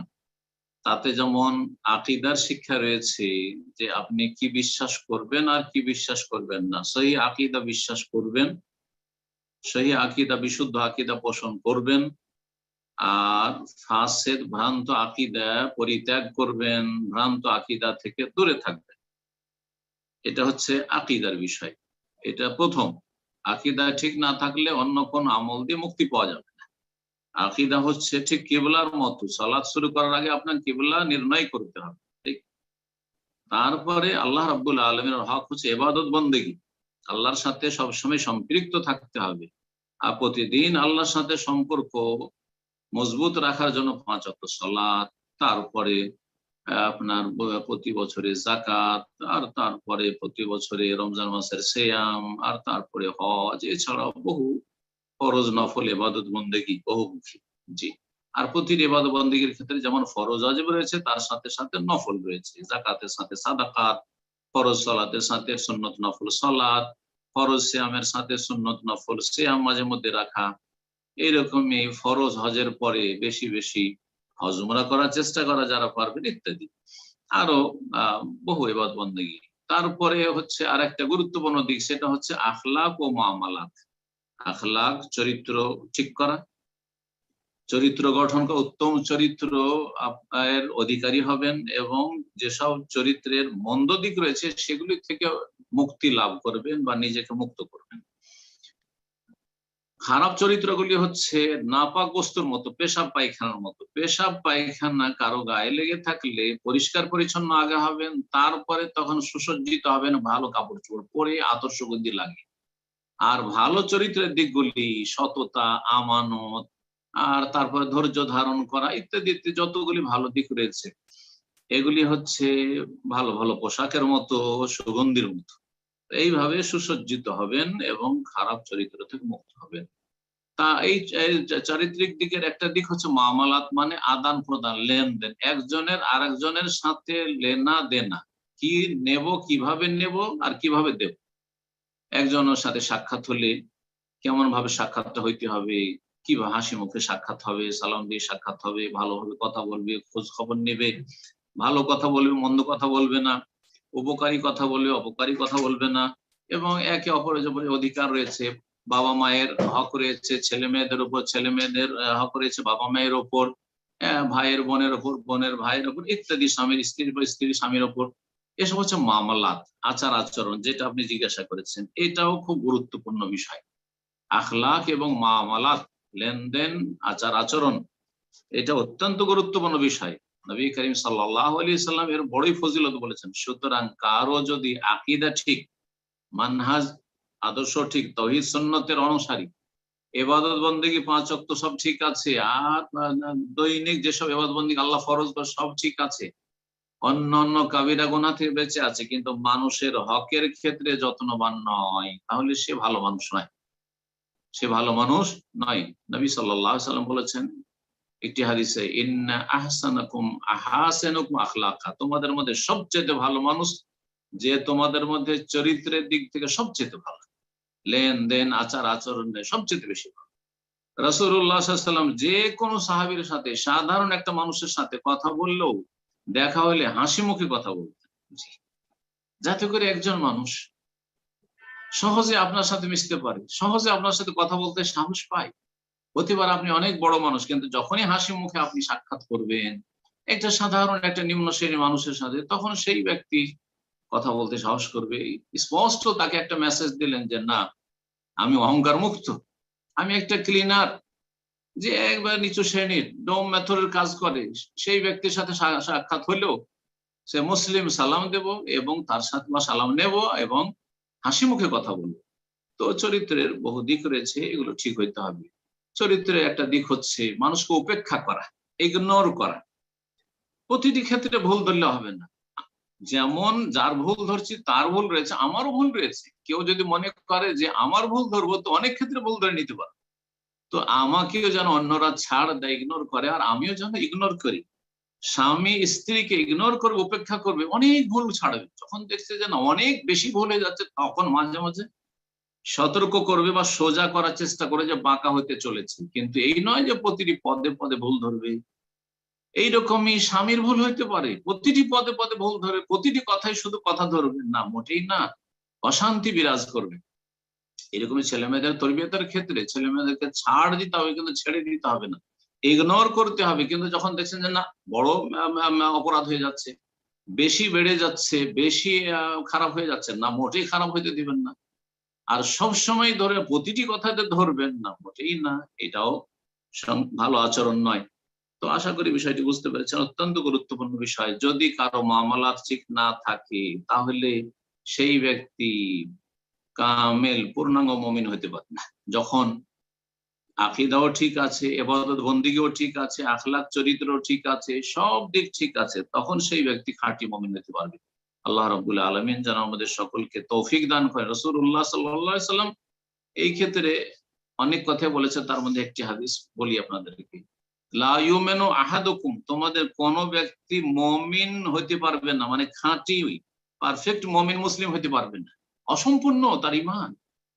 হাত্তা ইউহিব্বা লিআখিহি মা ইউহিব্বু লিনাফসি, নিজের জন্য যেটা ভালোবাসে সেটা যতক্ষণ অন্যের জন্য না ভালোবাসবে। আপনি যেটা নিজের জন্য ভালোবাসছেন সেটা আমার জন্য ভালোবাসবেন। সুতরাং আপনি কখনো এটা চান না যে আপনার কেউ গীবত করুক, আপনার মানহানি করুক, আপনাকে কেউ গালমন্দ করুক, তাহলে আমাকে কেন গালমন্দ করবেন আপনি? আপনাকে কেউ ঘৃণা করুক, আপনার দুশ্মনী করুক, আপনার ক্ষতি করার চেষ্টা করুক, এটা কখনো আপনি চান না, তাহলে অন্যের কেন ক্ষতি করার চেষ্টা করছেন? তাহলে আপনি মুমিন হতে পারেননি। আপনি চান যে আমার সাথে সবাই ভালো ব্যবহার করুক, সবাই আমাকে সম্মান করুক, সবাই আমাকে ভালোবাসুক। সুতরাং আপনিও সবাইকে ভালোবাসবেন, সবাইকে সম্মান করবেন, সবার মূল্যায়ন করবেন। আল্লাহ রাব্বুল আলামিন যেন তৌফিক দান করেন। জাযাকুমুল্লাহ। তো ইনশাআল্লাহ আমরা আবারও সুযোগ করে দিচ্ছি তাজিমুল তুষার, আপনি প্রশ্ন করুন, ফোনটা আনমিউট করে নিন।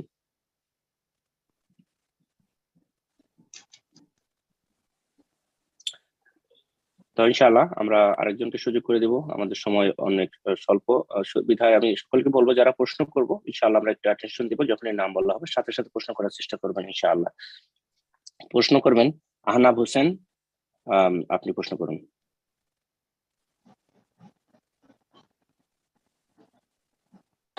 আসসালামু আলাইকুম ওয়া রাহমাতুল্লাহ। শায়েখ আমি মোহাম্মদ হোসেন কাউসার বলছি বাফলো থেকে। কোন জায়গা থেকে? বাফলো, নিউ ইয়র্ক থেকে। আচ্ছা আচ্ছা, মাশাআল্লাহ, বলেন। আমার প্রশ্ন হলো, যারা সুদের সাথে জড়িত তারা কি কোনো দিনী প্রতিষ্ঠানের পরিচালনা পরিষদে থাকতে পারবে কিনা? জাযাকাল্লাহু খাইর। সুদের সাথে জড়িত, যারা সুদের সাথে জড়িত তারা দিনী প্রতিষ্ঠানের সদস্য থাকতে পারবে কিনা বা দায়িত্বশীল থাকতে পারবে কিনা? সুদ নেওয়া এবং সুদ দেওয়া দুটোই কাবিরা গুনাহ এবং ধ্বংসাত্মক গুনাহ। যারা সুদ খায় বা সুদ খাওয়ায়, সুদের উপর টাকা নেয় বা সুদের উপর টাকা দেয় মানুষকে, মানুষের কাছ থেকে খায় অথবা কোনো প্রতিষ্ঠান ব্যাংক থেকে সুদ খায়, সুদ নেই দেয়, তারা তাদের জীবনে বরকত নেই, তাদের ধন সম্পদে বরকত নেই। তারা সুদি টাকা দিয়ে কারবার করে যা কিছু তৈরি করবে, গাড়ি বাড়ি নারী, তাতে কোনো বরকত নেই। ইয়ামহাকুল্লাহুর রিবা, আল্লাহ বলছেন যে সুদকে আল্লাহ নিশ্চিহ্ন করে দেন। সুদের মাধ্যমে যা কিছু তৈরি হয় তাকে আল্লাহ নিশ্চিহ্ন করে দেন। ওয়ুরবি সাদাকাত, আর দান খায়রাত করলে আল্লাহ রাব্বুল সেটাকে বৃদ্ধি করেন, বরকত দান করেন। সুদ ইহকাল পরকালকে ধ্বংস করে মানুষের। সুদ খাওয়া বড়ই কাবিরা গুনাহ। সুদখোরের জন্য দুনিয়া আখিরাতে কঠোর শাস্তি রয়েছে। সুতরাং এই ব্যক্তি ফাসিক, কাফের নয়, যতক্ষণ হালাল মনে করেননি সে কাফের নয়। সুতরাং যে কোনো মুসলিম প্রতিষ্ঠানের বা ইসলামী প্রতিষ্ঠানের একজন সদস্য হতে পারে, ফাসিক লোক সদস্য হতে পারে। পাবেন কোথায় আজকাল যে সব একবারে মাশাআল্লাহ পরিষ্কার পরিচ্ছন্ন। কেউ সুদখোর তো আরেকজন হচ্ছে ধোঁকাবাজ, আর একজনের মধ্যে আর দোষ রয়েছে, আরেকজনের মধ্যে আরেক দোষ রয়েছে, দোষের শেষ নেই। তো সুতরাং দিনী প্রতিষ্ঠানের মসজিদ মাদ্রাসার দায়িত্বশীল হতে পারবে, কিন্তু যদি তার চাইতে ভালো ব্যক্তি থাকে তাহলে কালো ব্যক্তিকে নেতৃত্ব দেবেন না। ভালোরা যদি মসজিদ চালিয়ে নিতে পারেন আর যদি মাদ্রাসা চালিয়ে নিতে পারেন, তাহলে কালোকে, সুদখোরকে, হারামখোরকে আর খারাপ লোকদেরকে না সদস্য বানাবেন না নেতৃত্ব দেবেন না। কিন্তু গায়ের জোরে যদি নেতৃত্বে চলে আসে, জনবল রয়েছে, ধন সম্পদের বল রয়েছে, অথবা আমাদের উপর চাপিয়ে দেওয়া হয়েছে ফাসেক নেতাকে, তাহলে ফাসেকের আনুগত্য করতে হবে, পাপিষ্ট নেতার আনুগত্য করতে হবে। যদি আমাদের উপর আমাদের ইচ্ছার বিরুদ্ধে চাপিয়ে দেওয়া হয় তখন বিরুদ্ধাচরণ করা যাবে না, ভালো কাজ আনুগত্য করতে হবে। আর যেখানে গুনার কাজ বলে লা তাআতা লি মাখলুকিন ফি মাসিয়াতিল খালিক। আশা করি বিষয়টি বুঝতে পেরেছেন।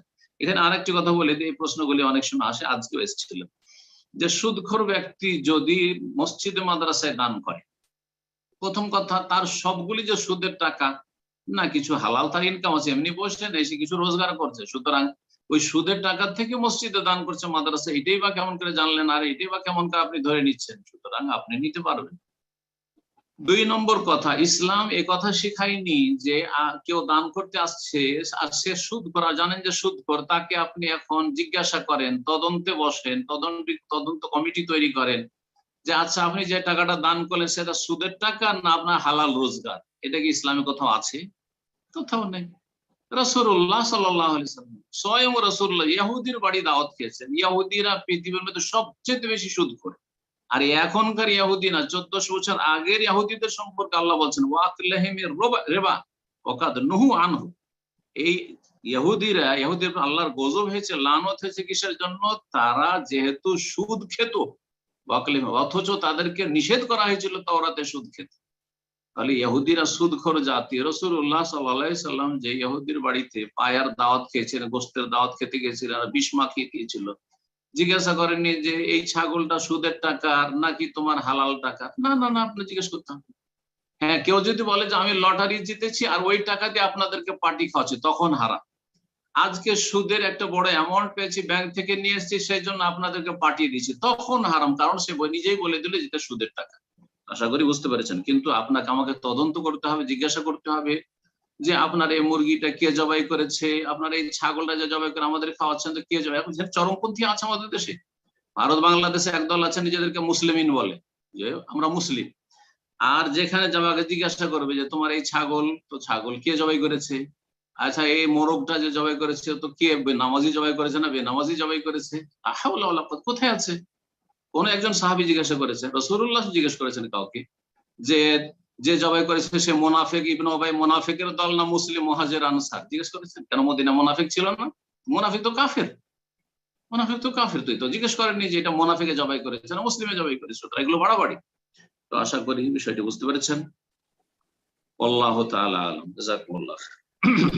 বারাকাল্লাহু ফিকুম। তো ইনশাআল্লাহ এই পর্যায়ে প্রশ্ন করবেন জিনান ইসলাম, আপনি প্রশ্ন করুন।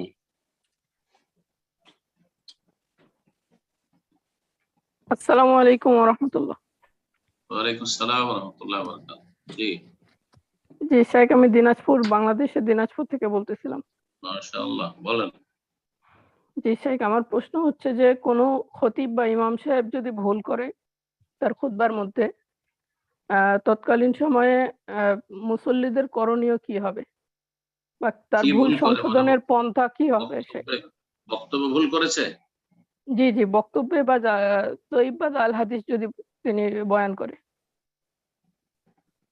যদি কোনো জয়ীব জাল হাদিস বয়ান করে তো খুতবার পরে বলবো। খুতবার সময় যদি এভাবে কেউ যদি বলে তো সেখানে প্রথম কথা এইভাবে কথা বলো, ইমামের সাথে কথা বলা জায়েজ আছে, খতিবের সাথে, এটা ঠিক আছে, আপোষে কথা বলা নিষেধ আছে, কিন্তু ওইভাবে কথা বললে একটা বিশৃঙ্খলা সৃষ্টি হবে ভাই। এই ফিতনার আশঙ্কা অবশ্যই আছে, কারণ সে ইমামের নিঃসন্দেহে কিছু ভক্ত আছে, অন্ধ ভক্ত আছে। যখনই একজন বলবেন যে ইমাম সাহেব আপনি তো একটা জাল হাদিস বলে দিলেন, তখন আপনার পক্ষে হয়তো একজন সমর্থক হবে আর 10 জনই ইমামের পক্ষ নিয়ে নেবে, কারণ ইমামের দল ভারী হবে, স্বাভাবিক, সেখানে ইমামতি করছে, সে অবশ্যই সেখানে প্রভাবশালী। সুতরাং একটা মসজিদে বিশৃঙ্খলা সৃষ্টি হবে, হইচই শুরু হয়ে যাবে, আর যেটা অবশ্যই ইসলামের যে মাসলিহাত, দ্বীনের যে লক্ষ্য উদ্দেশ্য তার পরিপন্থী। সুতরাং এটা ঠিক হবে না। যখন খুতবা শেষ হয়ে যাবে আর তারপরে তখন বলেন তাকে যে আপনার দায়ীটা ভুল হয়েছে, আর তাকে পার্সোনাল বলেন, আর তারপরে তার জন্য ফরজ হবে যে তাকে যখন জানিয়ে দেওয়া হলে সেটা কবুল করে নেবে যদি যুক্তিযুক্ত হয়, আর তারপরে সেটা ঘোষণা করে দেবে যে জনগণরা যেহেতু ভুল মেসেজ পেলো, জাল হাদিস শুনলো, বলে দেবে যে এই হাদিসটি জাল। মান সম্মান নিয়ে চিন্তা করবে যে আমার মান সম্মানের কি, আমি একজন ইমাম মানুষ আর জাল হাদিস বলে দিচ্ছি, আর আমাকে এই ব্যক্তি সংশোধন করালে আবার কি জানে, যেমন আজকাল হচ্ছে, এমনটা যাতে না হয়, অহংকার যেন তাকে না ধরে ফেলে, সেই ব্যক্তি নমনীয় হয় এবং তার ভুলটা মেনে নেই, এটা উচিত হবে। কিন্তু আপনার উচিত হবে না যে সেখানে খুদবাতে দাঁড়িয়ে আছে আর তাকে দিবেন অপমান করে আর লাগিয়ে দিবেন সেখানে মারামারি। এটাও হেকমতের কাজ নয়, এটাও ভালো কাজ নয়। আশা করি বুঝতে পেরেছেন। জি,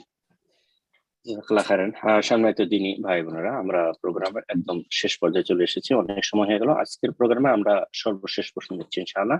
এই প্রশ্নের মাধ্যমে আজকের প্রোগ্রাম আমাদের শেষ হবে ইনশাআল্লাহ। তবে জরুরি ঘোষণা আবারও ওই সকল ভাই বোনদের উদ্দেশ্যে যারা হয়তো পরবর্তীতে এসেছেন, যে আগামী সপ্তাহ থেকে আমাদের প্রোগ্রাম শুরু হবে 1টার সময়। আমাদের মেইন প্রোগ্রাম ওপেন হবে আর সেখানে আলোচনা শুরু হবে 1:30 ইনশাআল্লাহ। এটা হলো নিউ ইয়র্ক টাইম। আর আপনাদের বিভিন্ন দেশ থেকে যারা যুক্ত হয়েছেন, ইনশাআল্লাহ আমাদের ফেসবুক পেজের এবং হোয়াটসঅ্যাপের যেখানে আমরা মেসেজ দিয়ে থাকি সেখানে আপনাদের সময়সূচিটা জানতে পারবেন ইনশাআল্লাহ। তো আজকের সর্বশেষ প্রশ্ন হচ্ছে, প্রশ্ন করবেন মোহাম্মদ খলিলুর রহমান। আপনি প্রশ্ন করুন।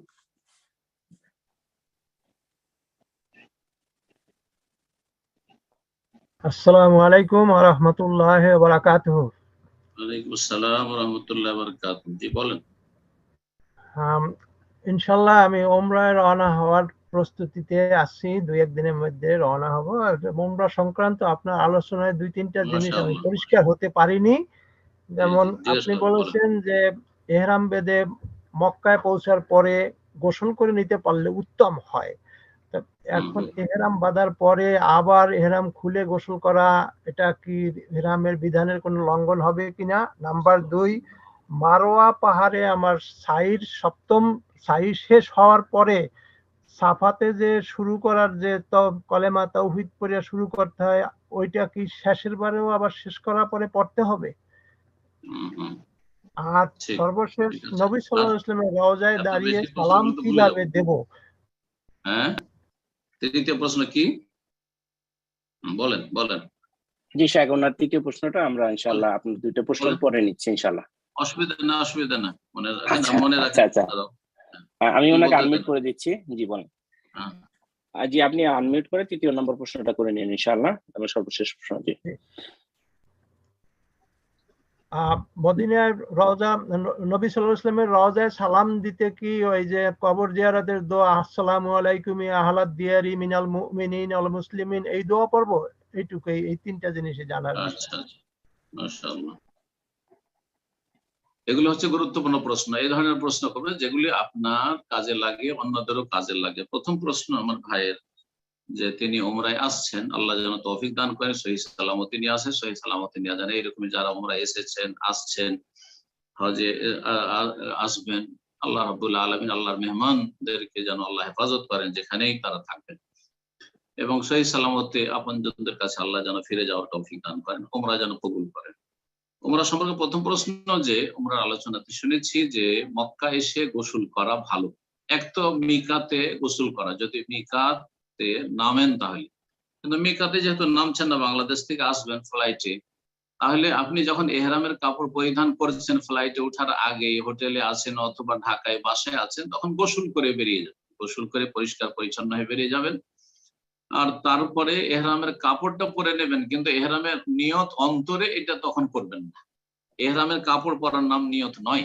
এহরামের কাপড় পরলেই মানুষ মনে করে যে এহরাম বেঁধে নিয়েছে, এহরাম বেঁধে নিয়েছে না। এহরাম বাঁধা মানে অন্তরে নিয়ত করা, আর সেটা করবেন যখন তায়েফের ওপর দিয়ে অতিক্রম করবে ফ্লাইট, পূর্ব দিক থেকে এসে, বাংলাদেশ ভারত থেকে এসে, তখন বারবার ঘোষণা করা হবে, জানানো হবে যে এখন আপনারা নিয়ত করে নেন বা ইহরাম বেঁধে নেন। তখন বলবেন লাব্বাইক উমরা বলবেন আর অন্তরে নিয়ত করবেন, এটি নিয়তের উচ্চারণ নয়।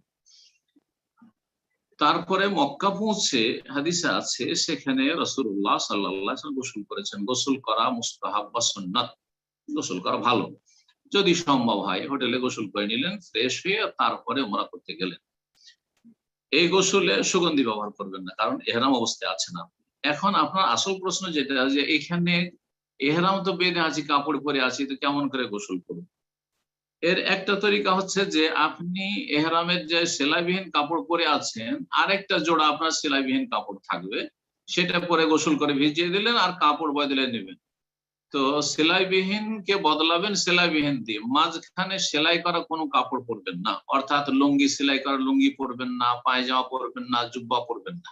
এক কথায় দুই জোড়া আছে, এক জোড়া ভিজিয়ে দিলে আর এক জোড়া বদলে নিন।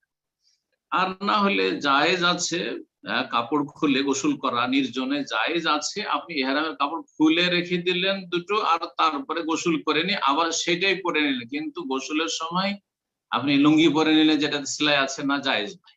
গেঞ্জি পরে নিলে জায়েজ নয়, জুব্বা পরে নিলেন জায়েজ নয়, এক কথায়।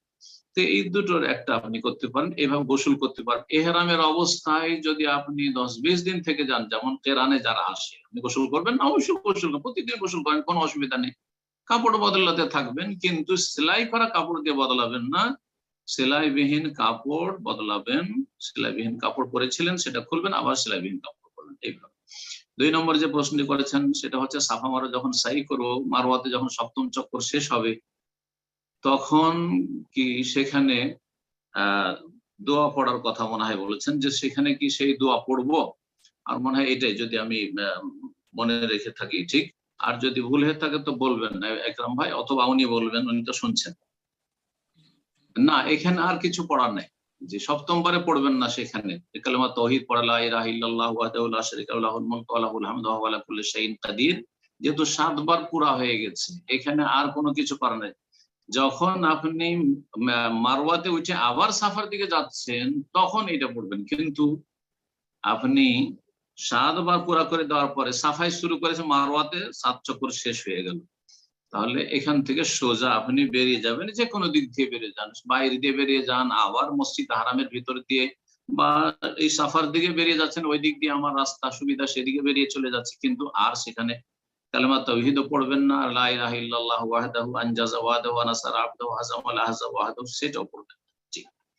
তৃতীয় প্রশ্ন করেছেন যে মদিনা এসে যখন নবী করিম সাল্লাল্লাহু আলাইহি সাল্লামের কবর জিয়ারত করব, আবু বকর সিদ্দিকের, ওমর রাদিয়াল্লাহু তাআলা আনহুম আজমাইন কবর যে 3 জনের জিয়ারত করব, মা আয়েশা রাদিয়াল্লাহু তাআলা আনহার কক্ষে রয়েছে, তখন কি সেই কবর জিয়ারতের দোয়াটি সাধারণ দোয়াটি পড়ব, আল্লাহুম্মা আসসালামু আলাইকুম আহলাদ দিয়ারি মিনাল মুমিনিন ওয়াল মুসলিমিন ওয়া ইন্না ইনশাআল্লাহ বিকুম লাহিকুন নাসআলুল্লাহ লানা ওয়া লাকুমুল আফিয়া, এটি পড়লে জায়েজ, কিন্তু এটি পড়া আসলে উত্তম না, বরং সেখানে রাসূলুল্লাহ সাল্লাল্লাহু আলাইহি ওয়াসাল্লামকে সম্বোধন করে আপনি সালাম পেশ করবেন, আসসালামু আলাইকা ইয়া রাসূলুল্লাহ, আসসালামু আলাইকা ইয়া খায়রা খালকিল্লাহ, যদি বলতে পারেন ঠিক আছে, না হলে ইয়া রাসূল যথেষ্ট, আসসালামু আলাইকা ইয়া রাসূলুল্লাহ, আসসালামু আলাইকা ইয়া রাসূলুল্লাহ যথেষ্ট।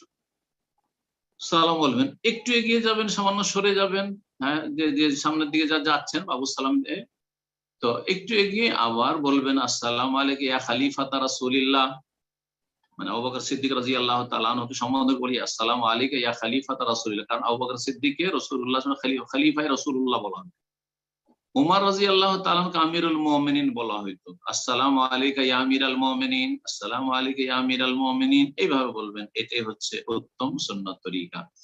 এখানে আপনি প্রশ্ন করতে গিয়ে বললেন নবী সাল্লাল্লাহু আলাইহি ওয়াসাল্লামের রওজা মোবারক যখন জিয়ারত করব, কবরকে রওজা মোবারক বলা আসলে কোরআন হাদিসে নেই, বরং নবী সাল্লাল্লাহু আলাইহি ওয়াসাল্লামের কক্ষ, যে মা আয়েশার কক্ষ যাতে পরে কবর হইল, সেই কক্ষ রুম আর মেম্বারের মাঝখানে যে জায়গাটুকু, সেখানে নফল সালাত পড়া যে ফজিলত রয়েছে, সাদার উপর রঙিন কার্পেট রয়েছে, সেই জায়গাকে হাদিসে রওজা বলা আছে, মা বাইনা বাইতি ও মেম্বারি রাউদাতুম মিন রিয়াদিল জান্নাহ, আমার ঘর এবং আমার মেম্বারের মাঝখানে জায়গাটুকু হচ্ছে জান্নাতের বাগান সমূহের একটি বাগান, এখানে সালাত আদায় করলে জান্নাতের বাগানে পৌঁছিতে পারবেন, অথবা এই জায়গাটুকুকে আল্লাহ জান্নাতের বাগানে সেট করে দিবেন। দ্বিতীয় সেটা ব্যাখ্যা, যেটাই হোক না কেন এই জায়গায় সালাতের ফজিলত রয়েছে, তাহলে রওজা বলা হচ্ছে এই স্থানকে, মসজিদের এই স্থানকে, কিন্তু কবরকে, নবীর কবরকে বা নবীর কবর যে রুমে আছে মা আয়েশার রুমে, সেটার নাম রওজা।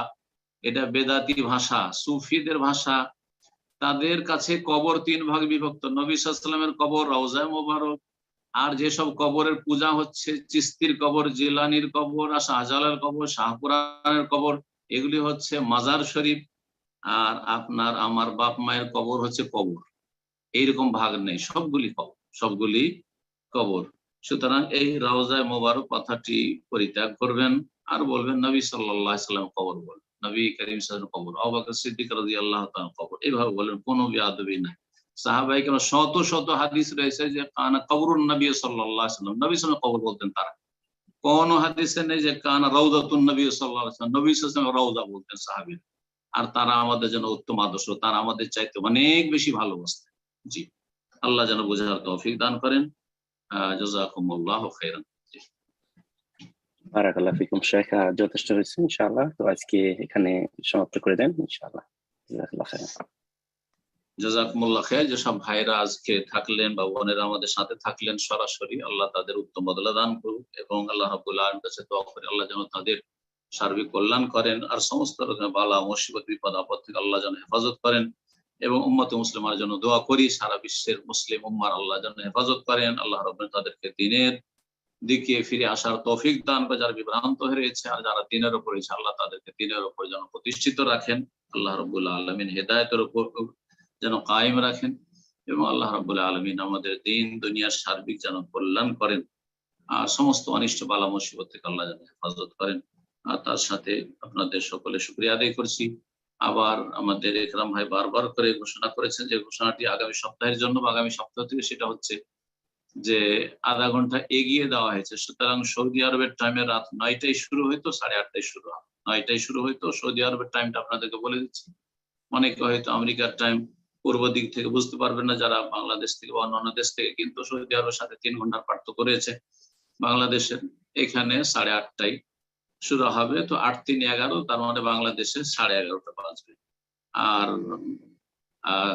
দুপুর 2টার সময় শুরু হইতো আমেরিকার নিউ ইয়র্ক টাইমে, তো সেখানে 1:30টার সময় শুরু হবে। 1:30 আলোচনা শুরু হবে আর তার আধা ঘন্টা আগে থেকেই জমে যারা প্রশ্ন করবেন তারা আগে থেকে এসে অংশ নেবেন, যাতে করে আপনার প্রশ্ন করার সুযোগ পান। ওয়া সাল্লাল্লাহু আলা নবিয়িনা মুহাম্মদ ওয়া আলা আলিহি ওয়া সাহবিহি আজমাইন।